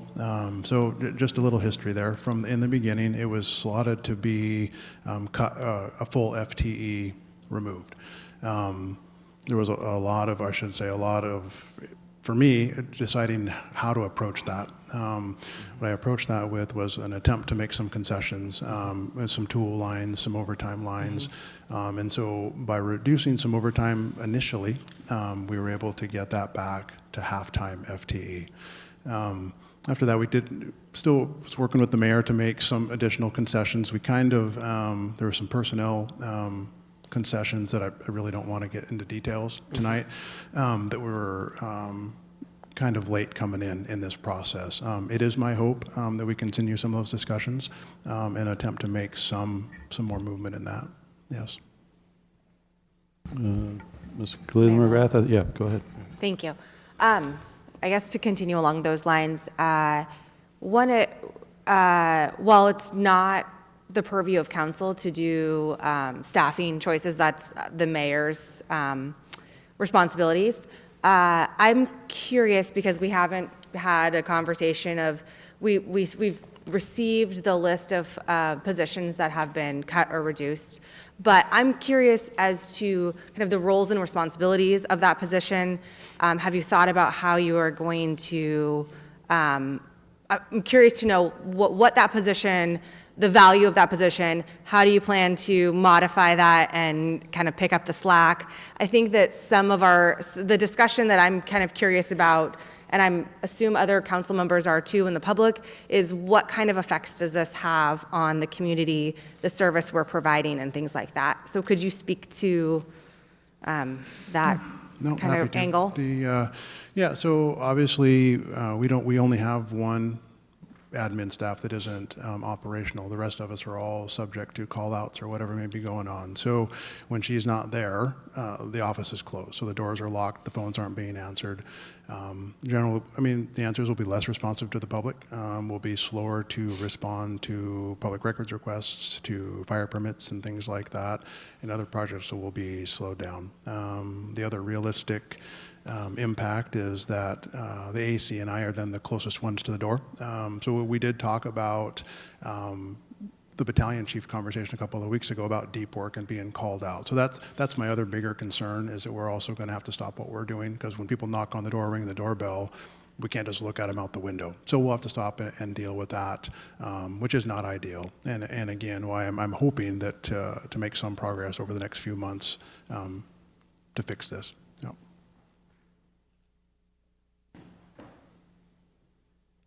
One last piece on this. Yeah, go ahead. Thank you, Mayor. Just out of curiosity, I guess why it's in looking at all of this, again, I'm just sort of delving in, and again, I truly appreciate the department heads, the mayor.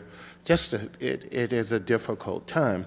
So my question really is that if it's a $65,000 savings, somewhere right around there, and I thought you said that you will get 3 to 5 new hires in the coming year, is that 3 to 5 new hires absolutely essential? If I guess what I'm trying to do is figure out how do you save, that part-time person going from half-time to part-time if it's only $65,000, and if you said that you're going to hire 3 to 5 new hires in the coming year, is the 3 to 5 new hires, I know that's your preview, is it something that we absolutely have to have in this timeline because it would affect service?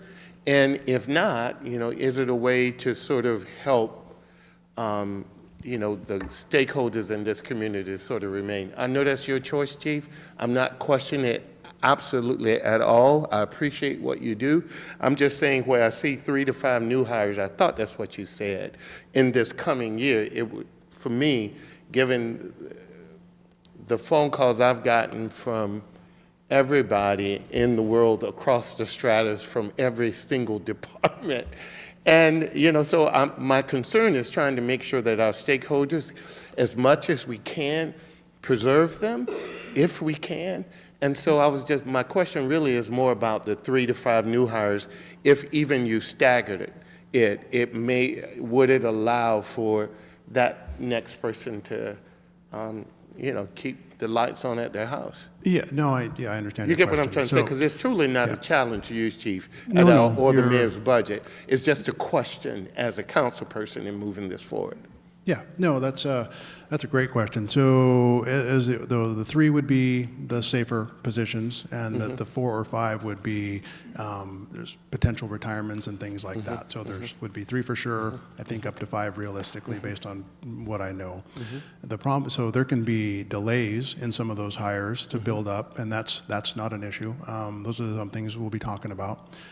But we can't not hire them if we're going to take the grant. So part of that SAFER grant, when we wrote it, it was changing from 33 to 36 line employees. And then if you'll recall, the operational impacts would be all the things we talked about during that battalion chief / SAFER grant presentation a couple of weeks ago. If we were to not hire one of those positions, which would honestly, in the situation we're in today, I would love to do. That would be amazing, to not hire somebody and then allow our administrative assistant to be unaffected. The problem is if we do that, we will be ineligible to receive those grant funds back. I totally get that. I guess my question was more about not hiring, but delaying. And is there a deadline for the delay? Saying if you've got, in order to continue to get this grant, to honor what we said we do in getting this grant, I have to have someone hired by June of 2026, all of those things. I'm just saying, is it a cutoff deadline that we don't look bad? I was just curious about that. Yeah, we built that the in the budget. So I'm sorry? My understanding is correct me if I'm wrong, we built that in that delay into the budget. Yeah, when we were trying to close that $9 million gap, that's one of the things that we looked at, was potentially in the fire department, those 3 safer positions, not hiring January 1, hiring April 1. That gives 3 months of conserved cash flow. I want to say that was around $150,000 that we estimated in saved cash flow. That is built into this budget that we have now. And that was based on, we used some logic there. We understand that there are dates and timelines associated with this grant, but currently those websites that need to be accessed to move those grants along are deactivated. So we felt like it was pretty low risk in assuming a 90-day pause to conserve that cash flow. Mayor Miller. Yeah, go ahead. I understand that in addition to the overall budget picture, the fiscal picture that we do have a potential cash flow constraint as well, right? Do you want to talk any more about that? Yeah, so we do need to maintain a positive cash position, particularly in our general fund. We have a number of accounting funds, the general fund being our most important. If we dip into a negative position in that, I guess I'll rephrase that, we can't really dip into a negative position in that. And we know from historical trends that January and February are our lowest revenue months. So that's the 2 months of the year that are going to have the biggest impact on that existing cash flow. So we have been projecting year-end cash of around $1.5 million. We're going to need that cash to get us through first quarter until we start collecting property tax and other revenues. So that related to that, I mentioned this last week. I will have an ordinance coming to council at some point to freeze our emergency reserve balance at the level that it's currently at, based on cash flow projections. As a kind of reminder, that rainy day fund we have, the emergency reserve fund, is based on 17% of our operating expenses. Cash non-capital operating expenses, and based on existing cash flows, that will grow by about $492,000 at year end. So to conserve that amount of cash, I'll be asking council to freeze our rainy day fund where it's at, currently about 5.3 million, to, again, back to this 1.5 million that we need to get us through that first quarter, that 492,000 would stay within that operating cash to be able to absorb that cash flow balance. Hopefully that makes sense. Maybe we can look at that on paper in the future, because I definitely didn't follow all those numbers. But I guess I would point out that I guess I'm a little hesitant on reliance solely on logic when it comes to federal government grants. But still, what you're trying to achieve there is pretty important. So whether that works out or not with the grant is an open question, I guess. But regardless, we need to preserve cash for those times of low cash flow. So I think we ought to be considering that as we look through everything else here. The 10th time he explained it to me, I understood it. So you'll eventually get it.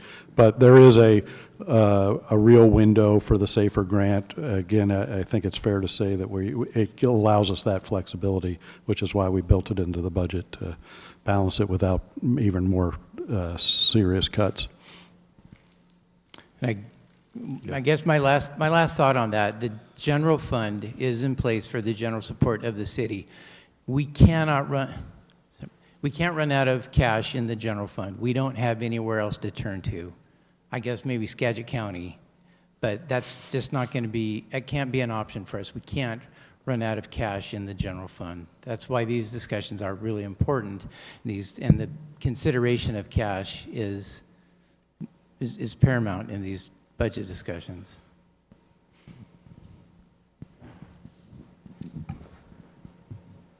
Mayor Miller? Yep, go ahead. I don't know when a good time is to ask this, Mr. Hoagland, but when we've got these 13 positions that are being cut, I was kind of curious, what about vacation pay, sick pay? Are those items that we're going to have to pay out in cash before the end of the year also? Is that a significant amount? Yeah, we actually factored that into our cash flow projections. So there's 13 positions that we're talking about. The fire department also has year-end payouts that are coming up. We did take a look at all of that based on what the cash or the leave balances for those positions that we're talking about, and that what we paid out last year. So those amounts are factored into our year-end cash projections. So we did take those into account. Is it a significant amount, or is it? It's tens of thousands. It's not. Not hundreds. Okay. Wait, yes, hundreds or No, tens of thousands, not hundreds of thousands. I guess, sorry. Yeah, go ahead. I guess, my last question is just the reducing it from full-time to part-time. Is that a sustainable structure for the fire department, or is this really a cash flow fix? Is there some other? Are we going to be coming back and asking for this position back, is really what I'm trying to get at. Yes, I'll be asking for this position back, yes. Yeah. Shoot, that's the hope with all the positions. I mean, really, but that's not what's happening. Okay. That's not what's happening with, right now. Those positions are going to be laid off as they were notified this morning. Council, if there's nothing else on fire, we can move along to Parks and Rec.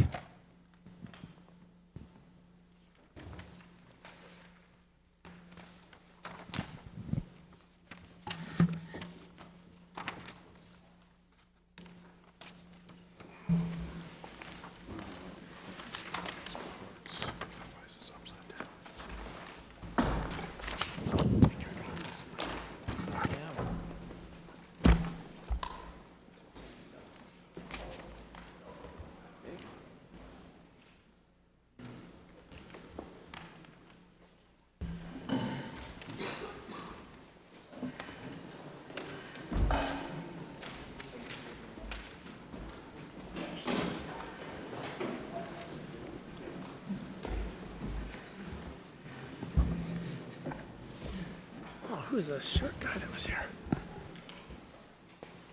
Should I go? Go for it. Evening again, Mayor Miller, Council. So with me at the table, our Assistant Director, Mr. Vokes, our Senior Center Administrator, Mr. Wolfswinkel, our Parks Manager, Ms. Johnston, and our Recreation Manager, Mr. South. So they're here to help me look and act intelligent and try to answer your questions as best we can. So we have before you the Parks and Recreation budget for 2026.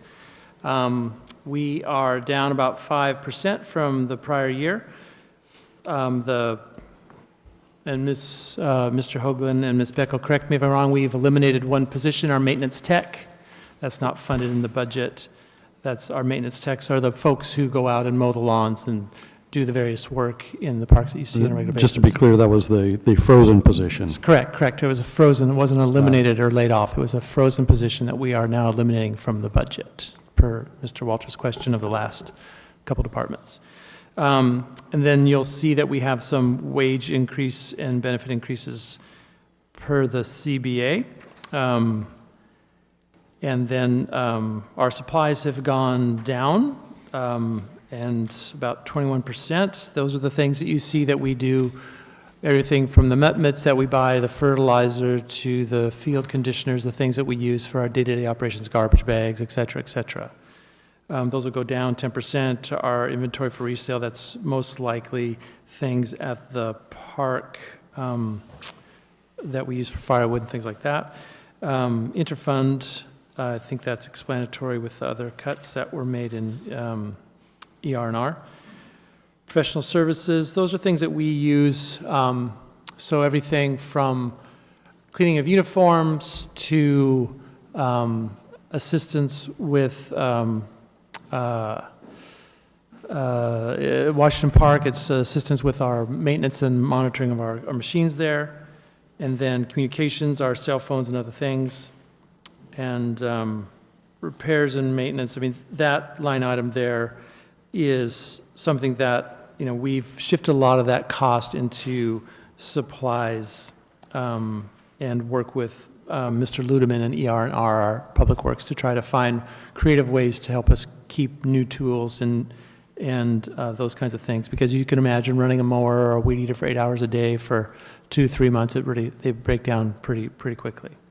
So those are the main items I wanted to highlight from our Parks and Recreation budget. We still have our staff intact, and that's what the people that do the bulk of the work, our seasonal staff, comes in and helps us throughout the spring and summer to keep our visitors happy at Washington Park, to do the grooming and the landscaping that you see around town.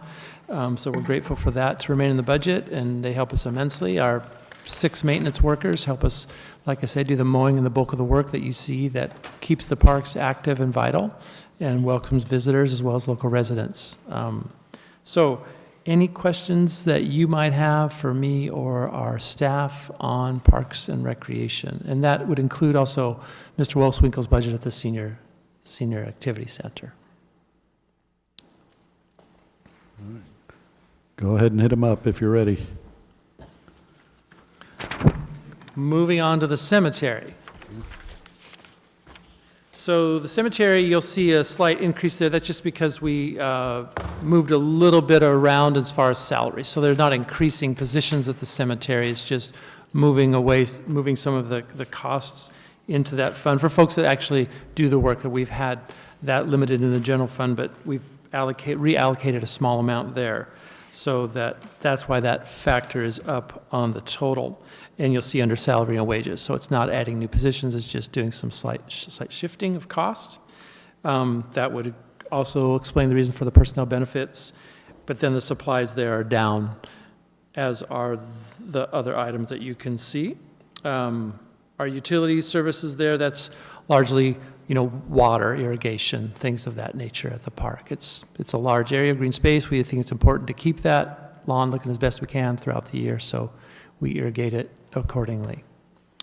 And that is the cemetery. So that budget up by 27% is, as Mr. Hoagland and Ms. Peck noted in the notes to you, it's driven by internal labor distribution. Okay. Mayor Miller. So the insurance line item being up by almost 1,500% would be another reason to learn more about how insurance is allocated among the various departments. So if we take into account both Parks and Rec and Cemetery together, your salaries are up then, salaries and wages line item would be up more than the 6.2% that you showed just on the Parks budget alone, right? Right, so the increases that you see are through the collective bargaining agreement with our Teamsters, right? So the shifts that you see around are just moving that money into the cemetery to pay for that, pay for just our operating costs. And did you do hour study or something like that to determine that it needs to be shifted over there, or how did you determine it should So be? we've looked at what our employees, where they're focused and what their hours are going towards, and then made those shifts accordingly. Okay. Okay, I'm on to our capital facilities. So in that, for 2026, you can see, I can go down project by project. You can see the projects that we have. I'll just kind of explain them for you and for the public so they can understand the funding for that. So the Heart Lake Shoreline Restoration, Mr. Vokes will be the project manager on that one. That comes largely through grant funding through the state with match from the Conservation Easement Program interest earnings. So that's an endowment that we can't spend the principal, but we can spend the interest earnings. And so as laid out in the supporting documentation when council passed that fund, this would be an allowed use. So that's a program we're working on together with ourselves in the state and our partners at the Samish Indian Nation, helping us to kind of redesign that in the shoreline plantings, et cetera. The West Side Park construction would be impact fees that we collect from the sale of new housing. Impact fees can be used for growth, and so the West Side Park at West 6th and Minnesota. Then we'd be working with some private entities to help us stretch our dollars even further, probably our partners at the Anacortes Parks Foundation, to try to bring in some amenities to that lot on the corner. And that could be phased in, say if someone wants to come later after we build infrastructure and donate a playground structure. And again, Mr. Vokes would be the project manager on that one. Skate park restroom parking, that is just a completion of the project that we started, and that money came from the sale of the current location of the restroom and parking lot. So that money would go in towards that construction that should go to bid very soon. Kalacheath Park improvement, we keep that in out of our less than significant reserves now, just in case we find an opportunity. We worked with the museum and the Samish Nation on a park planning project, and if we keep some of that seed money in and a donor comes forward, it gives us an opportunity to move ahead with it, so that is why that's there. We don't have immediate plans to spend it, but the opportunities could come, and we would come back to you and talk to you about that. Columbarium installation, that is at the cemetery. A columbarium is above ground niche. So what cremated remains can go in above ground, made of granite. So we have an opportunity for that. That's been a request that we've had for some time, and then we're taking advantage of an opportunity to put that in. That would be something that would raise funds for the cemetery fund 102. And then the Depot Plaza expansion, that's the county development grants that we have there. We're going to spend that. The Anacortes Senior Activity Center program space upgrade is a plan to convert where Mr. Wolfswinkel and Ms. Miller's office is now into a program space and move them to another space, and that funding would come from the Senior Activity Center Foundation. And finally, pickleball infrastructure. What would a year be without pickleball? And so we kind of try to keep that in the budget. We have no money dedicated, just to be clear to the public. We have no funds dedicated. We're hopeful we could find contributions if that money became apparent. We are fortunate in this town, as you all know, that we have many generous donors that come forward and support our Parks and Recreation and Senior Activity Center programs. So if there are any questions along those lines, myself or these intelligent people to my right can help answer them for you.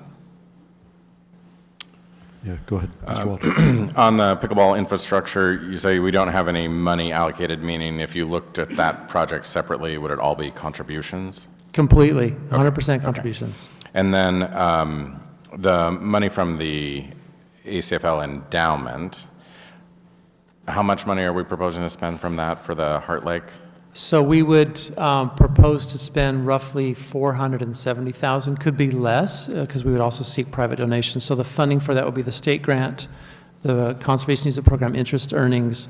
We have impact fees that could go towards that as well, and then we would probably partner with the Anacortes Parks Foundation. They like a good project that we'd talk to our Quanian friends about to see about getting that kind of money in. So I think it's it's a very hopeful grant, but we have 475-ish thousand from the state. We can match that with our internal city funds, be it a mix of impact and CEP, and we go to outside to our partners in the city, community rather, for the rest. But if we looked at that project on its own sheet in the CFP, how much would we be projecting to spend from CEP? 150 this year. 150? This year in and then in 2027. 2027 more? Correct, yep, the remainder. For a total of? For a total of 470,000. One sheet just got, Rhonda just pulled up the one sheet. Oh, can't keep up with Rhonda there, yeah. So is that a typical expense from the CEP? We have never spent money from the CFP, So that'd be a CEP no. interest earnings. Yeah. That's correct. Okay. And then how much money do we have in the CEP interest earnings? CEP interest earnings, I do not know right now, so I think we have a balance of approximately $500,000 in that, because you have the quarry as well. So you have the quarry funds that we received from the payments from the sale of rock in the quarry over time that we've held in that fund. And then the CEP interest earnings, I want to say, are about $500,000 as well. That's my recollection as well. We can confirm that number, bring it back to you. So we're proposing to spend 80% of the CEP interest earnings, the accumulated interest earnings? That is correct. Okay. But we will be looking for other funding sources to try to avoid spending that money? That is correct. Okay. The project is important. We want to do the project. We need to match the grant money. But I am pretty nervous about that.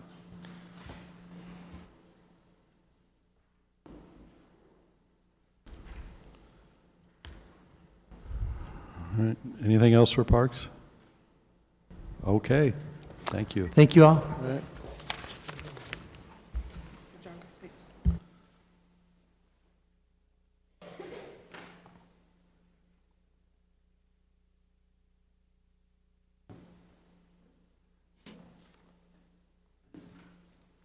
The museum?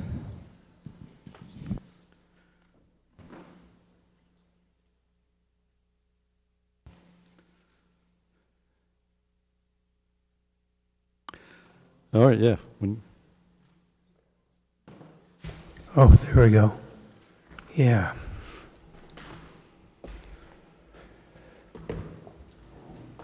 Well, difficult times in the museum budget for everybody here, and especially the people who were laid off.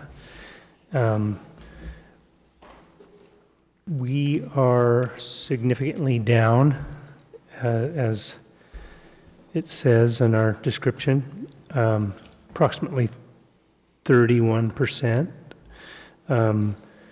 And the staffing reduction makes it, the logical question is, how are we going to do what we've done? And part of that is we operate 3 facilities, the Carnegie Gallery and Research Library. These are public facilities that people have access to during a set schedule. Year-round, the Carnegie Gallery at the main museum. The Maritime Heritage Center, we operate year-round. That is a 4-day-a-week schedule. And then we have the W.T. Preston open through the summer, and then weekends during the shoulder months of the summer. So we don't have a plan yet on what a future schedule will look like, but we will consider ways that we can adjust the scheduling so that we have the staff to cover that. And if you have any questions, I'm open to them. I could go on to the CFP if there aren't any questions Mr. here. Walters. but- Before we go on to the CFP, you show 4.8 FTE here. What was your 2025 budgeted number of FTE? 7.45. 7.45. Yeah, we had a education curator position that was frozen, and that won't be in the 2026 budget.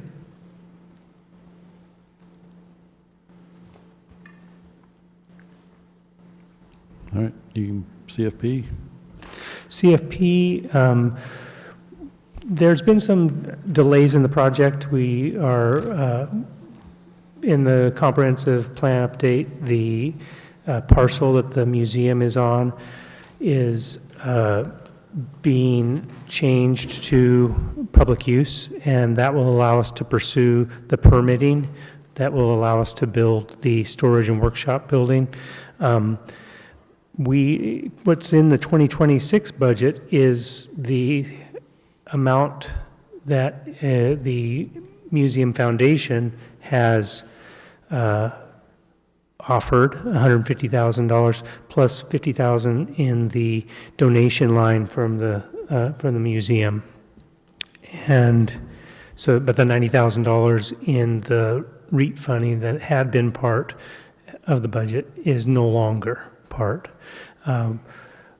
Our approach to this is to have dialogue with the foundation and some of the donors to look at what was already a delayed project, to continue to work on the planning and come to council in the 2027 budget cycle to look to what we might need when we have a firmer estimate on the construction costs, to make a request for REIT funds at that time, but to continue the planning work during 2026. All right, questions for a museum? Okay. Okay.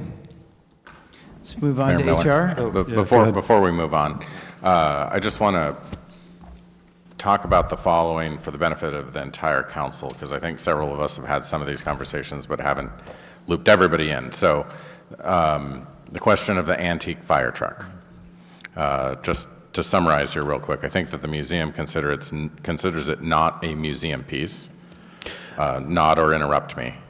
Oh, well, what I would say is it certainly is of historic significance. Sure. It is not the responsibility of the museum department currently.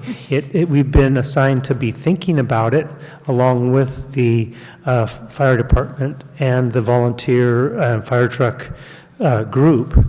But we have not entered into a formal relationship with the fire department or the volunteer group to manage the significant artifact.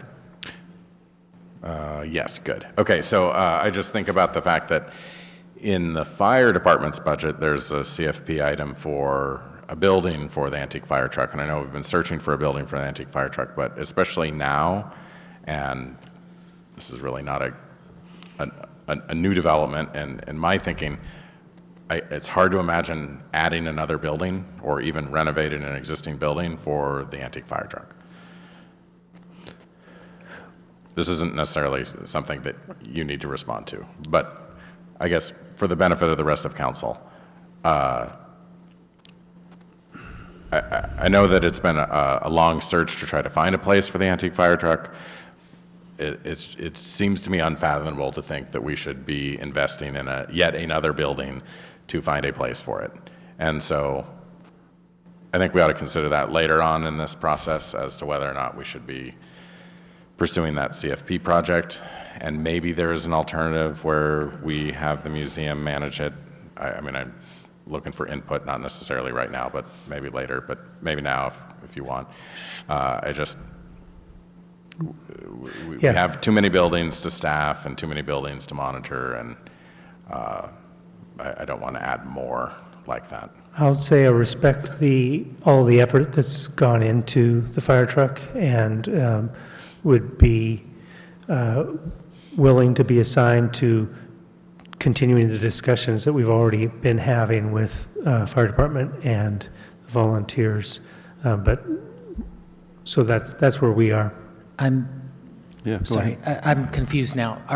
Is there somewhere in here where we're proposing to build a building for the antique fire engine? I mean, I think what Mr. Walters was getting at is, the museum project by the Carnegie potentially could free up space at this particular spot as one, but there's also a need for the additional museum space. Okay, yeah, now we're looking at the... But I don't think it's something that council has to resolve tonight, but it's definitely something that we've been thinking about for a long time.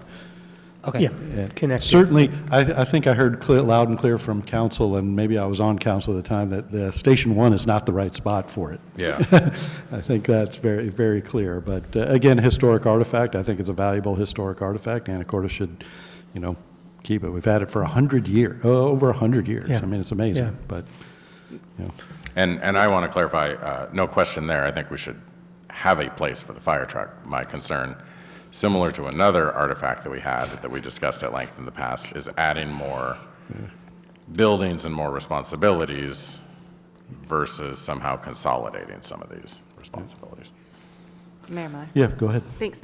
Just one, a quick question, and if it's not of significance, that's fine. I see that the supplies have been cut $4,000 from 2025 budget comparatively, and then repairs and maintenance from 16 to 10,000.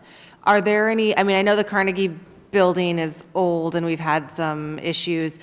When we see those cuts, are you going to see anything specific projects that is going to cause a larger cost in the future, or is this just smaller projects that are unfortunate to delay but are not going to challenge the integrity of the building or something like that?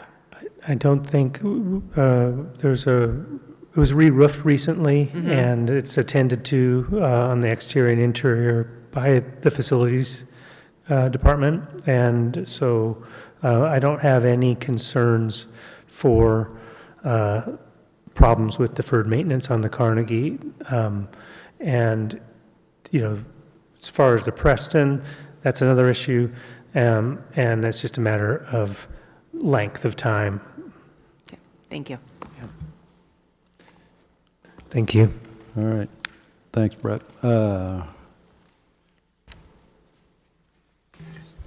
Resources up next? Is HR next? Okay. All right, good evening, Mayor, Council, and members of the audience. Overall, the HR budget increased by 7.9%. Salaries and wages increased by 9.8%. Our department consists of myself, an HR director, and an HR assistant. Our HR assistant this next year is testing for some high-level HR certifications. So the hope there is that she will promote into an HR generalist pay scale, so that explains a little bit of the increase there. Our personnel benefits are decreasing by 10.1%. Supplies decreased by 3.5%. Interfund decreased by 10.5%. We have an increase in professional services by 10.1%. That is mainly related to, we are currently in negotiations with 3 of our 4 contracts, CBAs. One is the Police Guild, which is expected to go to arbitration. The other is IAFF, the fire union, and then Teamsters. So many of those increases are related to labor relations attorney fees. Additionally, we have promotional testing for police and fire. That takes place every other year. So every other year, you're going to see a bump in my professional services to account for that testing. Yeah. Communications is increasing 1,300. That includes cell phones, city use and postage. So that's just a pretty general increase there. Travel and training decreasing 85.6%. And insurance, which is allocated by finance, is increasing by 103.3%.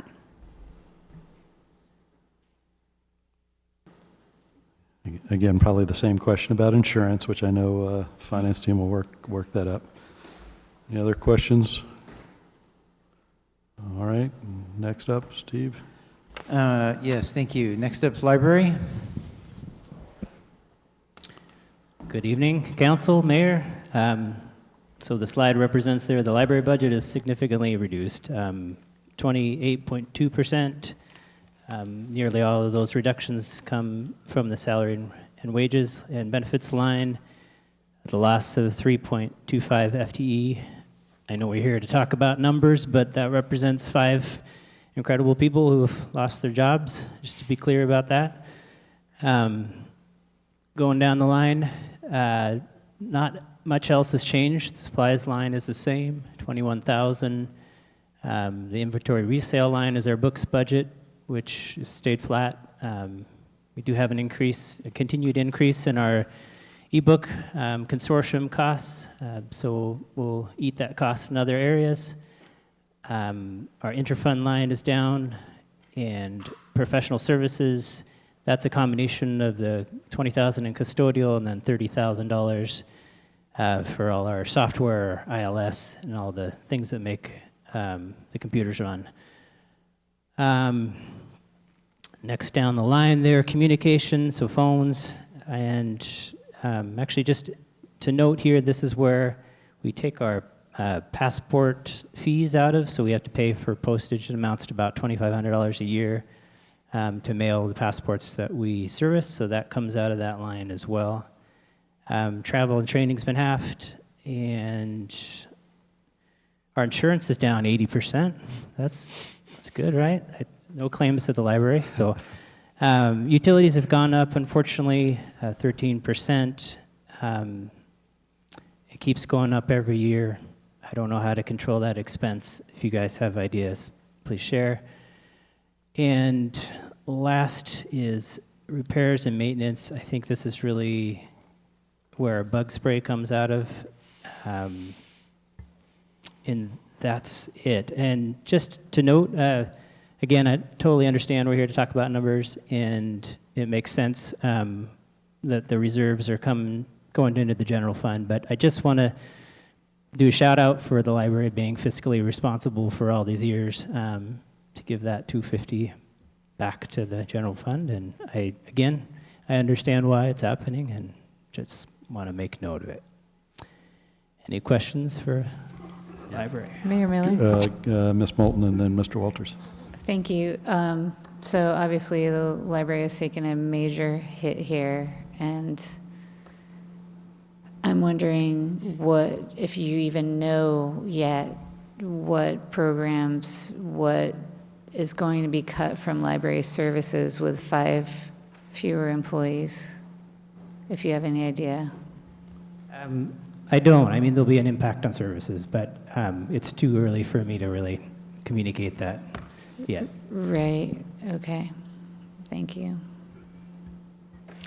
Mr. Walters, yeah. So unlike some of these other departments, the library has its own fund, which means you also have fund balance. What are we talking about? How much do we have in reserve there? And how much are we budgeting to draw from?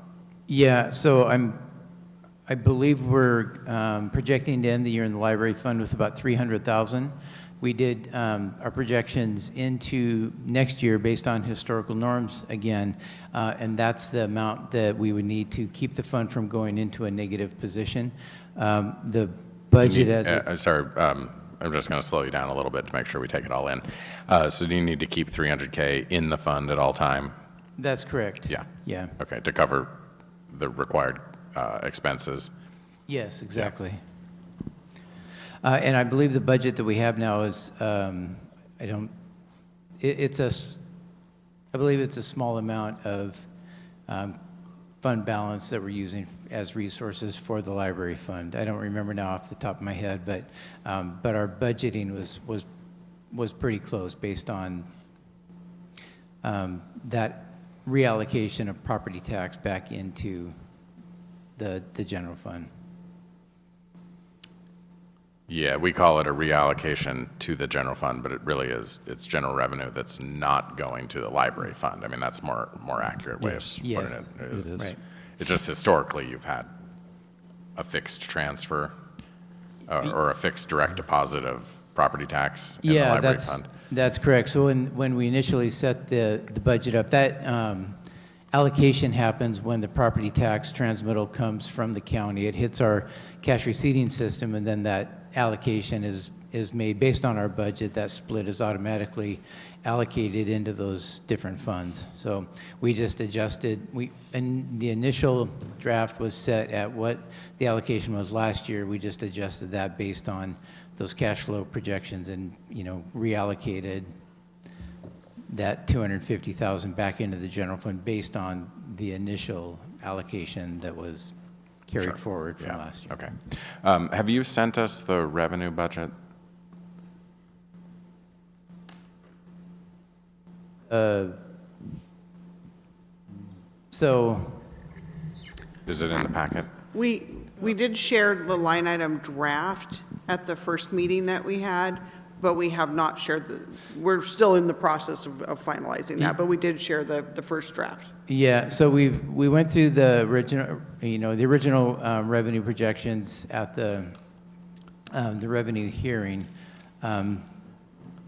Yeah, so we don't have, I'm sorry, you caught me off guard with that question. It's a good question. And well, so for example, for the library fund, there'd be a certain amount of passport revenue and a certain amount of library fund balance that would be showing as drawing down. And I mean, for lack of a better comment, it was just an oversight not to include it in your packets here. We have those revenue projections. They're not finalized, but we do have those revenue projections. We just haven't wrapped up all the final fund balance, balancing, and things of that nature. Okay, I think that would be good to look at. I mean, eventually we'll look at like the planning department budget, right? And we'll see how much permit fee revenue is projected. And I think those numbers are worth looking at as well. If you're curious about the passport, in 2024, it made $21,000. I'm sorry, I didn't hear that. $21,000 in 20. It was the revenue. Revenue for passports in 2024. Yeah. Mr. Young. Thank you, Mayor Miller. When you were saying passport, I'm still somewhat naive about some of the services that the library offers. I would love to say I'm absolutely clear on every department service that they offer. So, it's a learning process. But when you were talking about passport services, would you elaborate just a little bit? Yeah, the library acts as a passport acceptance agent. So when people are applying for a new passport, or if their passport is expired where they can't renew it, they have to come and see somebody in person. So we basically check the paperwork, we read the oath, we go through this whole process, and then we mail to the U.S. Department of State. So we've been doing that for about 10 years. For a long time, we were about the only library in the state that was doing it, and it generates $35 per passport in revenue, and there are expenses as well. And it's a great service, and it's a service that takes a lot of time and energy, not just in the passport appointments, but also in the constant calls that we get and people coming in. We have a certain amount of staff that are trained to be agents. They have to recertify every single year. It's a labor-intensive service. It's great. It brings people in. It's a wonderful place to get your passport because your kids can go play, and I mean it's great. It's an amazing service, but it's definitely one of those things I'm going to take a long, hard look at and to see if it's really a sustainable thing that we can keep up. Well, it sort of tweaked my interest. One, my passport is about to expire, I think in 2026 or 2027. So I was already making the plans on how am I going to, sort of get that done, where it'll be done, whether it's Nexus, going up, trying to get an interview that's not a year later. And so that sort of, I think that that's a wonderful service. Yes, it's labor intensive. Yes, you know, given that your loss of 5 people at our library does, I think, a great job of service to community. And, you know, I'm sad about the 5 people. I'm sure, as I said to you, every single department, I've had a call from someone in the constituents, you know, just pleading for one person or the other, and your department was one of those. And, you know, it's just a hard space to be in at this point.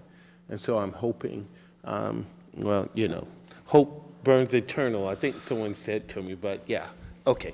Thank you very much.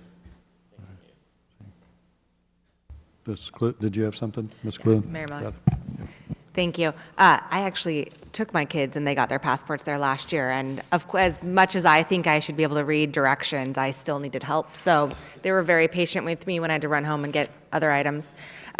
So I understand the need to review that. And if it doesn't make sense to continue, that I can understand that. Kind of like I asked the fire chief too, you know, and I think Ms. Moulton kind of hit on the head was, you know, what kind of impact of having 1 library manager, 2 library assistants, and 1 library page have on the impact of our public and our community.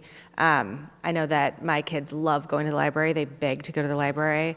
The librarians there are rock stars to them. They get so excited when they see them at the parades or in public or at the farmers market. So to the folks that are unfortunately have been laid off, you guys have been stakeholders in our community, and you will be greatly missed, and you are a huge bright spot not only to parents and community members, but also to our little kids and teens. So I'm sorry to see this happen, and I'm sorry that you've got to be the person up here kind of leading the ship. So I hope that we get some more direction from you about kind of what amazing programs we're not going to get to see moving forward, because I think there is going to be an impact. I know there will be, but thank you for all that you have created at the library and your team.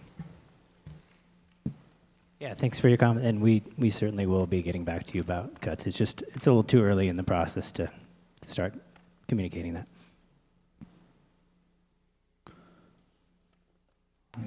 Council, let's move on. PCED.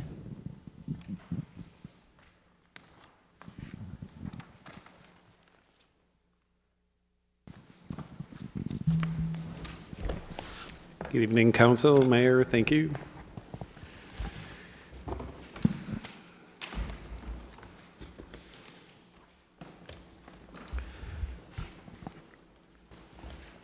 So to start, the PCED budget was reduced by 1 position, which has been vacant since May of 2024. We've had 2 building inspectors on staff for as long as I've known, and that position, somebody took another job in May of last year, and we elected to keep the position vacant in order for cost savings measures for the city. And that position now has been eliminated. Our budget is a little bit tricky to look at. It's kind of a small budget, but there's some big numbers in here. And I think the big one you see is the $8.5 million under other improvements at the bottom, which is, I believe it says, a 1,431% increase, which is a very large number. So I wanted to talk about that a little bit. That is, of course, $8 million budgeted out of lodging tax advisory, lodging tax money for the event facility construction. That money's not all coming out in 2026, but it'll be, I'm not exactly sure when we'll have to bond for that, whether it's in 26 and when all of the expenses are going to be, but that is the expected budget. Mayor Miller? Yeah, Mr. Walter. This project wasn't in the draft CFP that we looked at before, but it shows 8 million there, but we've got 8.5 on. Yes. So the other $500,000 is the creosote pilings. For the creosote pilings, which is required creosote removal per our Department of Natural Resources lease for the aquatic lands. So that needs to be removed by the end of this year. They're being gracious, and it is in allowing us a little extra time to remove those. We do have our core permits to do that work, so now we're working on the rest of the logistics of making it happen. And if you go back to the Event Center CFP project, I think it's worth pointing out whenever we talk about it that it's to be funded, here you show funded by debt service, but the debt service is supported by lodging tax. And debt service, I guess, that's not really debt service on the first year, it's just debt. But, you know, one way or another, that number is hopefully also reduced by grant money. But no general revenue goes into the project. Mayor, Yes. I just want to clarify one thing. No, but we would be on the hook for general revenue if for some reason LTAC funding was not able to support that debt service. So I think it's an important distinction to know that we are projecting to obviously collect LTAC money pretty much indefinitely. That's a fair prediction to make, but we can't predict, will we always collect that money? Will there be a pandemic? Will there be a downturn in the economy? What will happen? So I do think it is a very important distinction to know that once we start that, if for any other reason the LTAC funding is interrupted, we would be on the hook for that with the general fund. I just think that's important to think about. That's certainly theoretically true, but we did just have a pandemic, so we have some experience with that, and we would have to have LTAC funding drop by half to have not enough money to cover the debt service. So, You know, I will say it is one bright spot in this fairly bleak budget, and Mr. Hoagland will back me up. I mean, hospitality and maritime are still, you know, that's our bright future, and certainly this is an area that could support that. But Mr. Walters is right. I mean, the LTAC numbers have been strong due to that area. And I don't know if it's really the platform right now to talk about the benefits of the event center. I mean, it is when we're looking at what things get to stay in the budget, things that earn money in the long run are important to invest in long-term opportunities. Now, not that the event center itself, event facility, excuse me, is going to be a cash cow, but what it does is it brings in lodging tax, it brings in money to our local businesses, and just creates a vibrancy in the area and creates an opportunity around it, including a new hotel that the port is planning across the street. We haven't crunched the numbers on an $8 million, which I think is $6 million of it is actually or $5 million of it is actually like materials that we would be getting local sales tax on. Same for whatever the project for the associated hotel that the port intends to build would also, that's just a one-time bump, but again, it's a little bit here and there. So there are net positives to it that's beyond the money being spent. I think that's a critically important point, and this is just one example project that way, but if there's anything else that we can invest in that bumps sales tax up long-term, that is what helps out the budget, because our year-to-year expenses, whether we cut those or whether we add to those, if revenues don't increase at the same rate as inflation, we will always be losing. So we've got to bump revenues up.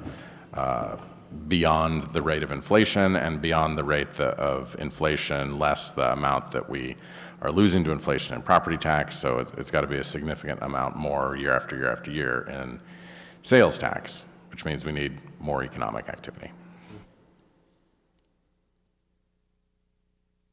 So getting back to our budget, so you see a slight reduction in salaries and wages, which has a commensurate drop in personnel benefits. Supplies remain flat.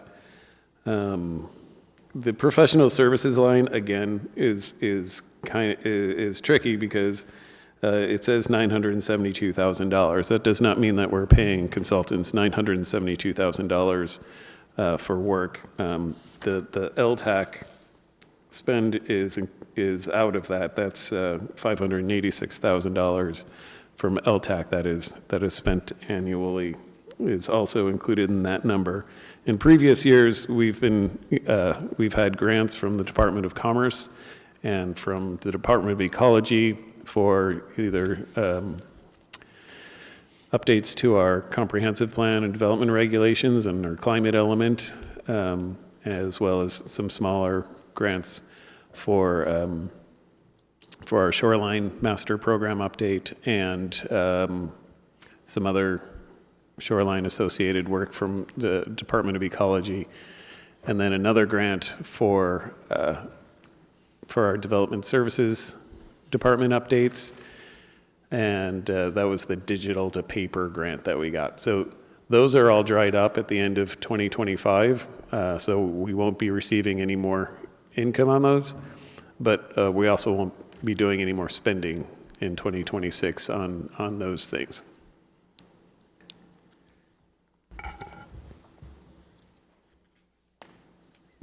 The line item on those professional services, we did recommend leaving $30,000 in for the economic development strategic plan. Again, the concept there being that's a study that will, in theory, allow us to do more economic development, stimulate. So it's money spent towards creating more economic opportunities in the city.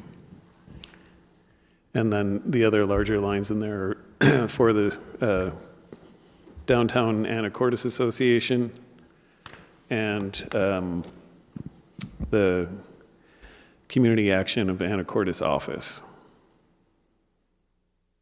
And then $86,000 of community development block grant money. That is a grant that we get, and then it's passed through to other organizations, to the organizations that we support through with that funding for housing and community services.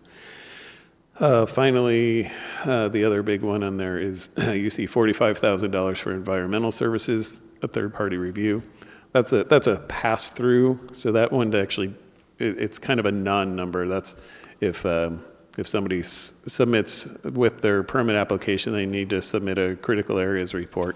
We'll send that out to a third party. That third party will review it and bill us, and we pass that bill on to the applicant for their as part of their project fees. And so we just need to have some money in the budget so we could pay that third party reviewer before we get the money back from the applicant. So that's what that $45,000 number is about.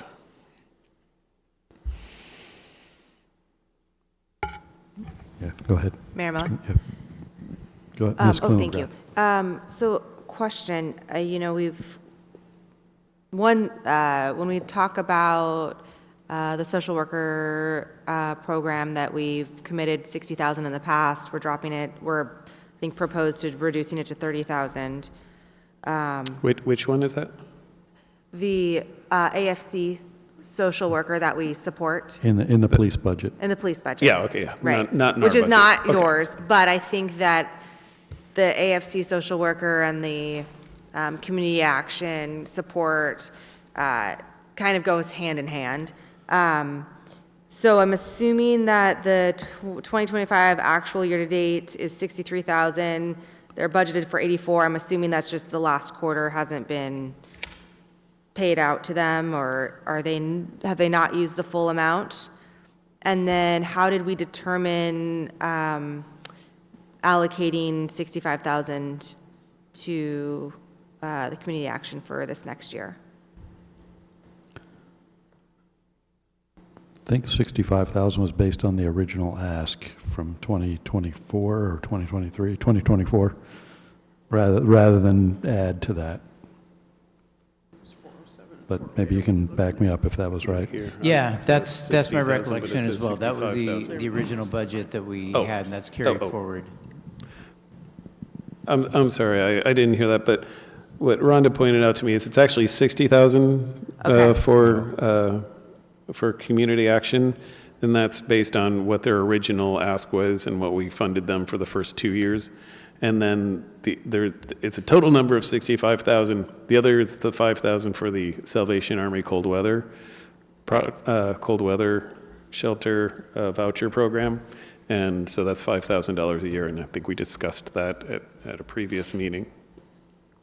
Yeah, I think we did. It was going to be $6,000 a year for 2 years because we needed $1,000 liability or kind of in a pot. Yeah, right. I guess the $60,000, when we did it the first couple of years, they didn't have bricks and mortar building. I'm just kind of curious if that amount allows them to continue to keep their storefront, or if there's been discussion of them co-locating with the senior center or AFC. We haven't really had this discussion before, so I just was wondering if we've thought about it. They did submit their budget request, and it has those details. I apologize. I don't have that on me. That's okay. And we've got our Housing and Affordability Hacks, whatever committee on Wednesday. So maybe that's our time to talk about it. I just wanted to bring it up for the rest of council who's not at that committee level meeting, that maybe that's something that we want to come back to and discuss as a full council in the future. So we definitely expected that. Okay. When discussion. When the budget situation was better understood, we contacted Community Action and the Downtown Anacortes Association and let them know, hey, look, things are bad. We're going to be giving you a reduced, and they understand and they work with what they get. Of course, they would love to have the full amount, but they are aware of the reductions.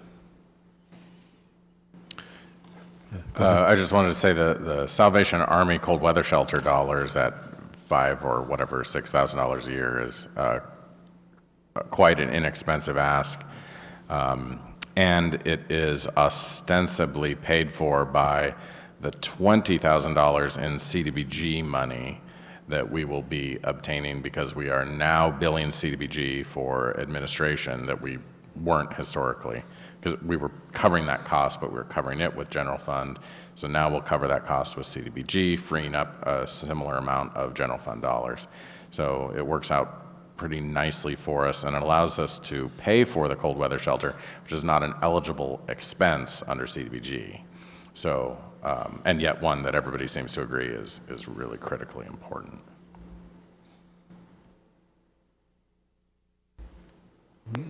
Council, we can move on to legal department. No other questions?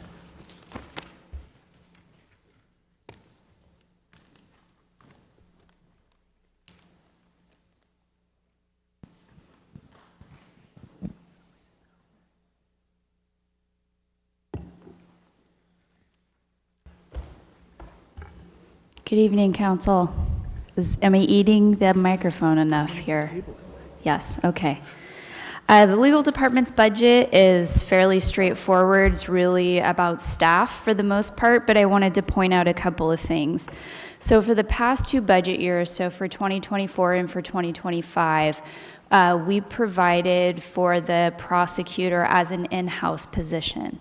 We've never filled that position because we were waiting for the caseload in Anacortes Municipal Court to grow to the point where it made sense.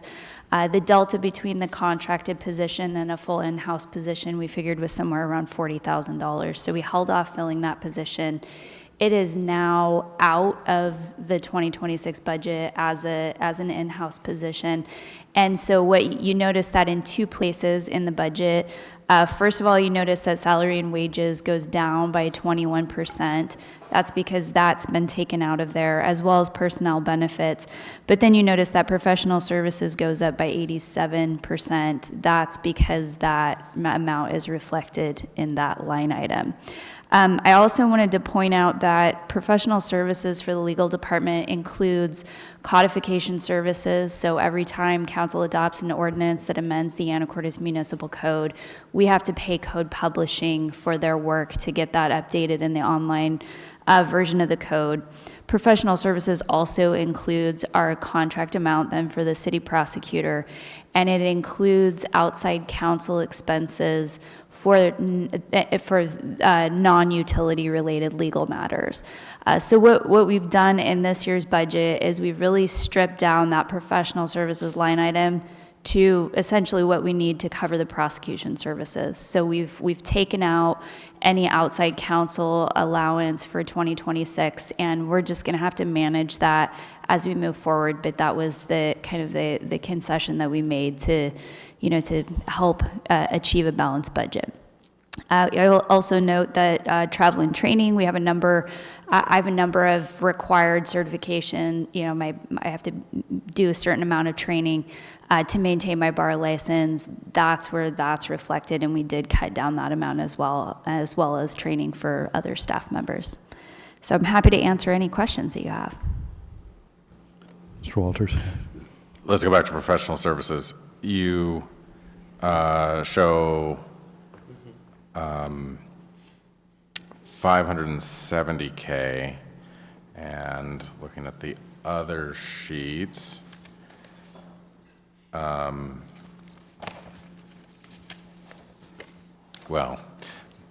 I mean, one of the problems is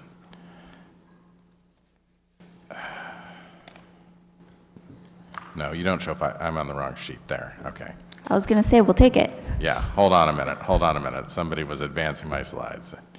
Okay, you're showing 150K. All right, so in this sheet here, you indicate you anticipate increased litigation costs related to the comp plan and development regulation update in 2026.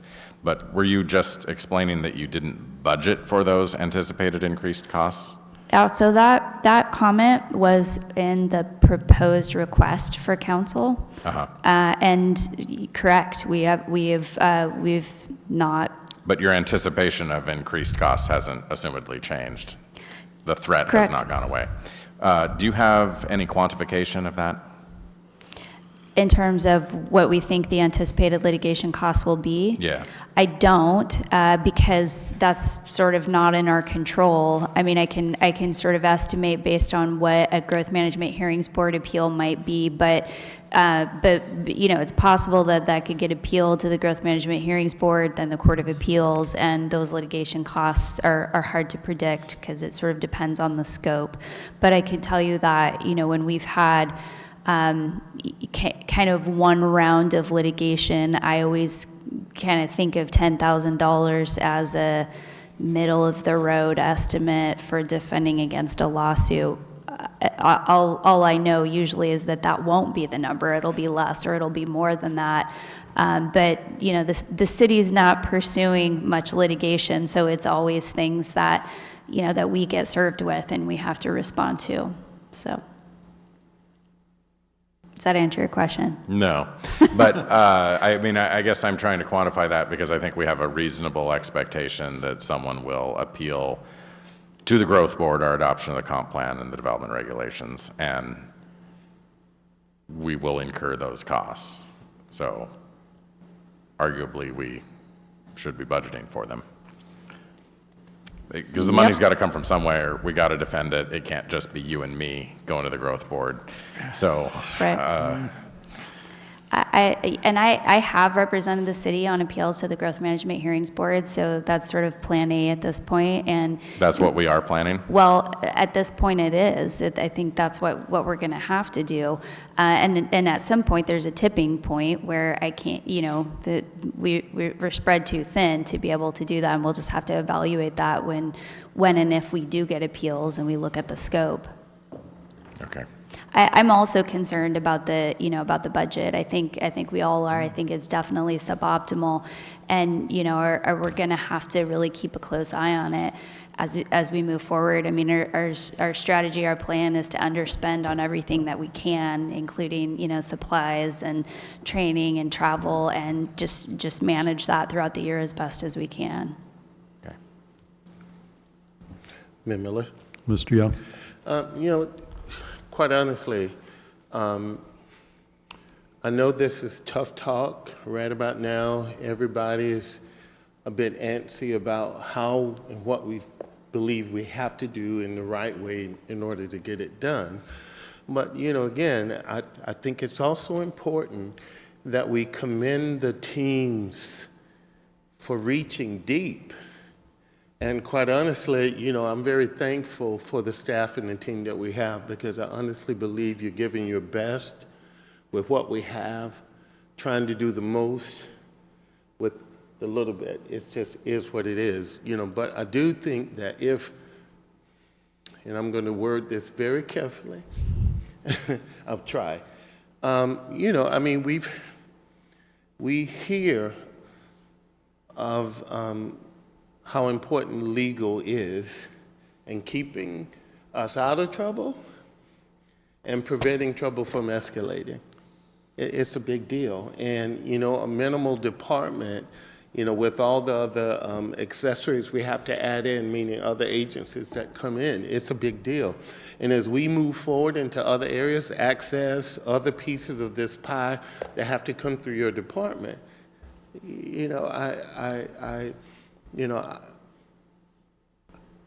I just need to make sure that the department has what it needs. And what I appreciate you saying is that you're going to make the most of what you got. But also at the same time, it's good to make sure you have what you need as best as we can get going into this next year, as we look through all the dust once it begins to settle and figure out absolutely what we have to have. It just is. But, the legal department for me is a central big piece, just like the other departments, but we've got to invest in it, or else, there are consequences that come with it. So thank you. No, thank you for those comments, and I will say that I'm grateful that we were not removing positions from the legal department in next year's budget, and I think that's in part because we have a team that everybody's filling a hole without a lot of backup. So we're grateful to have the team intact, and we're gonna do everything we can to keep providing the level of service that we have to.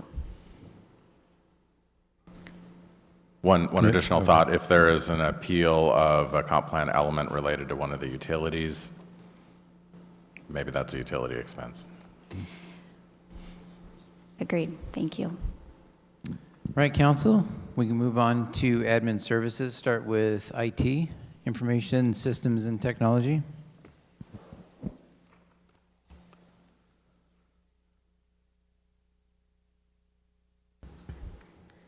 Good evening, Mayor and Council, members of the audience. It's a little bit easier to speak from this mic and still look at the materials. So wanted to start with the Information Systems and Technology Division.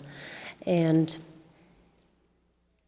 this also is a department that's been impacted by staff cuts, and we're going to absorb that and do the best that we can with that, just like all the other department heads have indicated as well. And wanted to point out that you do have background information with a detailed line item, and I think that's especially important to look at, specifically for the IT and the access fiber, because we are very specific in every single line item as we are coming to put that together. I bring that up because the area that you'll see a very large increase is in professional services within the Information Systems and Technology Division. And I wanted to point out what was leading that. We have $195,000 for the Tyler ERP for licensing support fees and the cloud cashiering in the 26 budget. We also will be negotiating And honestly, there's not much negotiating that happens with Microsoft, but we will go into a successor agreement with Microsoft for our operating systems. So we have allocated $141,000 for that next year. And I think that you'll remember that we made a transition in our VoIP phone systems, our voice over internet protocol phone systems with the transition to Ring Central. That is $54,000. So a big chunk of that is in those 3 different items. We have made some changes in our DIS reserves and how we are replacing equipment. A couple of years ago, we switched from upgrading our equipment every 4 years to 5 years, and then now we've switched from 5 years to 6 years.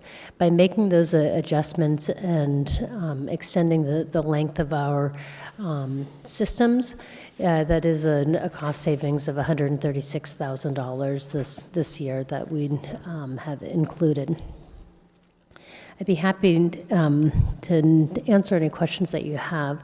I did also want to mention, so because I have 3 different divisions, or 4 divisions, my time is allocated and split between different things. So 45% of my time goes towards the information systems and technology, and it just shows up as 1 FTE under Access Fiber, but it is split between the divisions.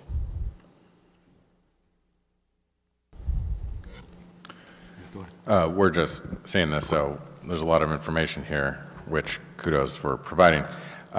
We are budgeted to spend $194K on the Tyler Enterprise ERP. That's the new Tyler, not the old Tyler, right? That's correct. That is specifically for the licensing support for the new EERP and also the cloud cash sharing product that we have in place now. That we have in place already? Yes. Is that, okay, the existing software is called Eden. It is a Tyler product, right? Correct. When we're talking about the new product. We are talking about the new one. When Okay. we're talking about the new product, we What's the refer new to it product as called? EERP. Okay. All right, so that's the one that's listed here. So the question I was going to get to is there any point at which we are were paying for both Eden and the new Tyler ERP product? Do you want to speak to that? Go ahead. Do you know the answer? Yes, there will be some overlap no, there will not be overlap. Rhonda No. will answer this, sorry. So when we flip the switch and say we're implementing a new module, at that point in time, we stop paying any fees for Eden for that module, and we pay on the new system only. Oh, So they're okay. essentially giving us credit as we migrate. So when Emily says that we are paying for both, in the interim time frame where we go from migrating financials to migrating HR and payroll, we are paying Eden costs for HR and payroll only. But as soon as we start that migration or that implementation for those modules, we stop paying for Eden and we start paying for EERP. And does Tyler give us a credit for the fact that we're using a new Tyler product and are migrating from Eden? We did a lot of negotiating with Tyler. I feel like we got a good cost. Okay. All right, thank you. Thank you. Absent any other questions on IT, can move forward to court.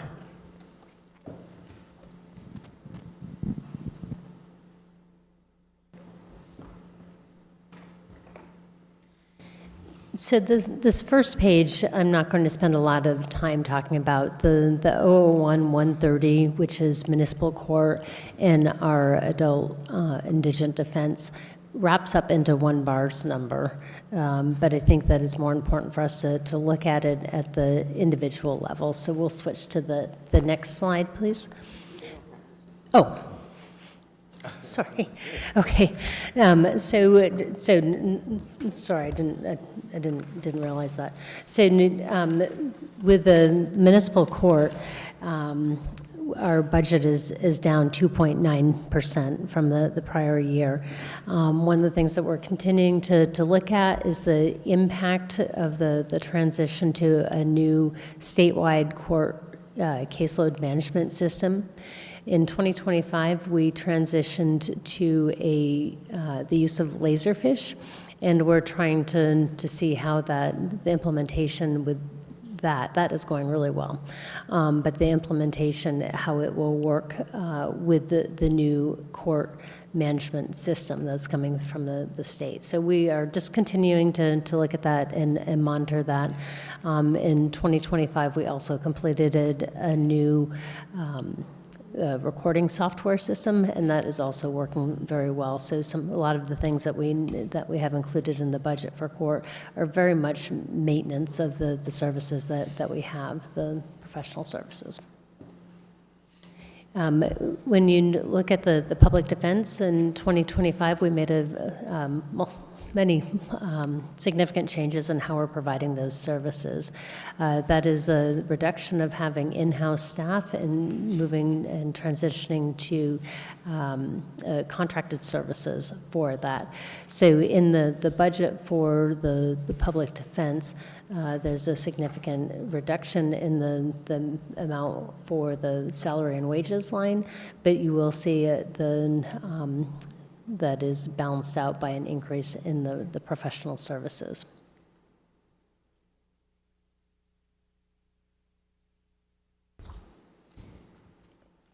If you don't have any questions about the 001130 line, I'm happy to move on to an access fiber budget. So, and did want to point out that Jim Lemberg, our municipal broadband manager, retired last week, and so we are not backfilling that position. But he has provided us a really good foundation to be able to continue to move forward. And we're, basically we have that business up and running, and what we're continuing to do is bring people into service. So the staff that we have now are very much in the field, getting people into service and supporting those efforts that take to run the everyday municipal fiber internet service. Some of the EDA construction expenses that we had thought were going to be spent in 2025 will likely move to 2026.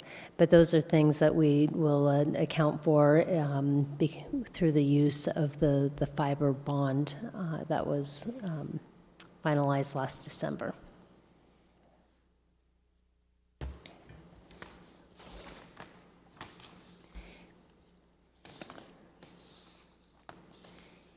I'd be happy to answer any questions that you specifically have in regard to fiber.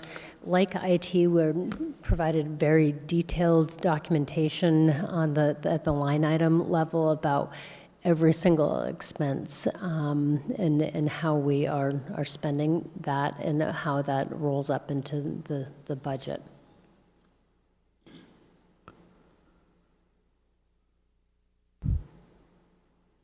Okay. Sounds like we can move on then to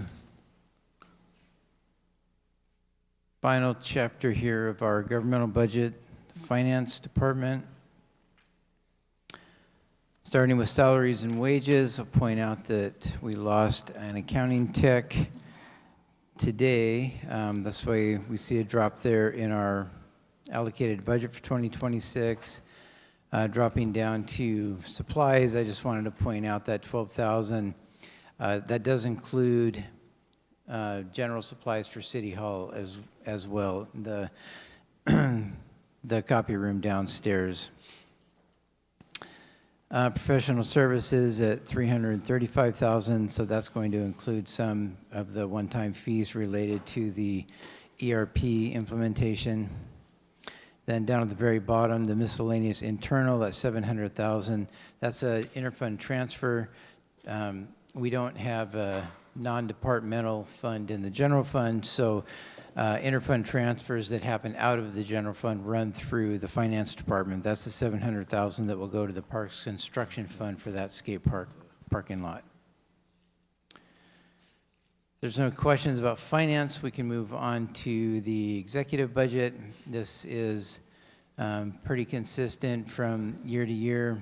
There's not really any unusual activity that I have identified here that I wanted to point out, consistent in 26 compared to what we were looking at the past year, the current year, 25.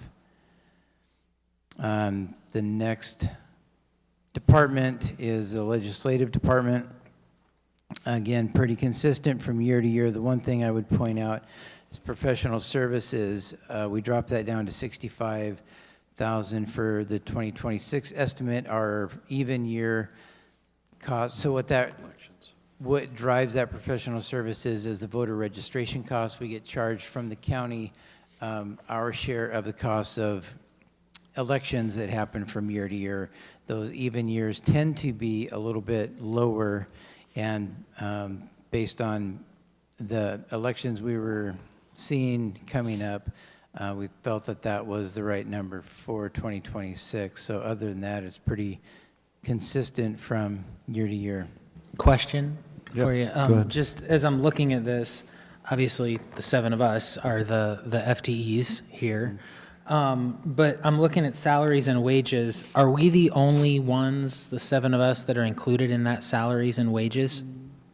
There's also some allocation from Mitchell, who runs the filming. I believe Jennifer Tottenham has some time allocated as well. So there are some other staff that do hit a little bit of the legislative budget. Okay, that's helpful, thank you. And then the other question I had is around, where did it go?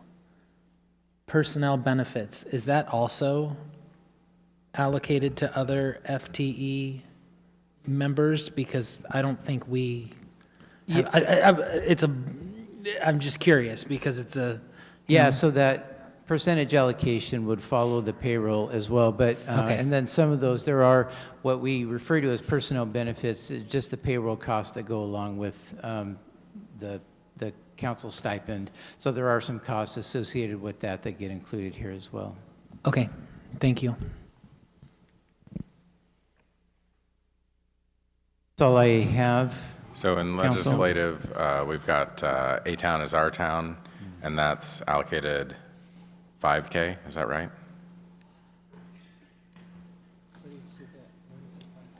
Is that in executive or legislative? Legislative, line 691.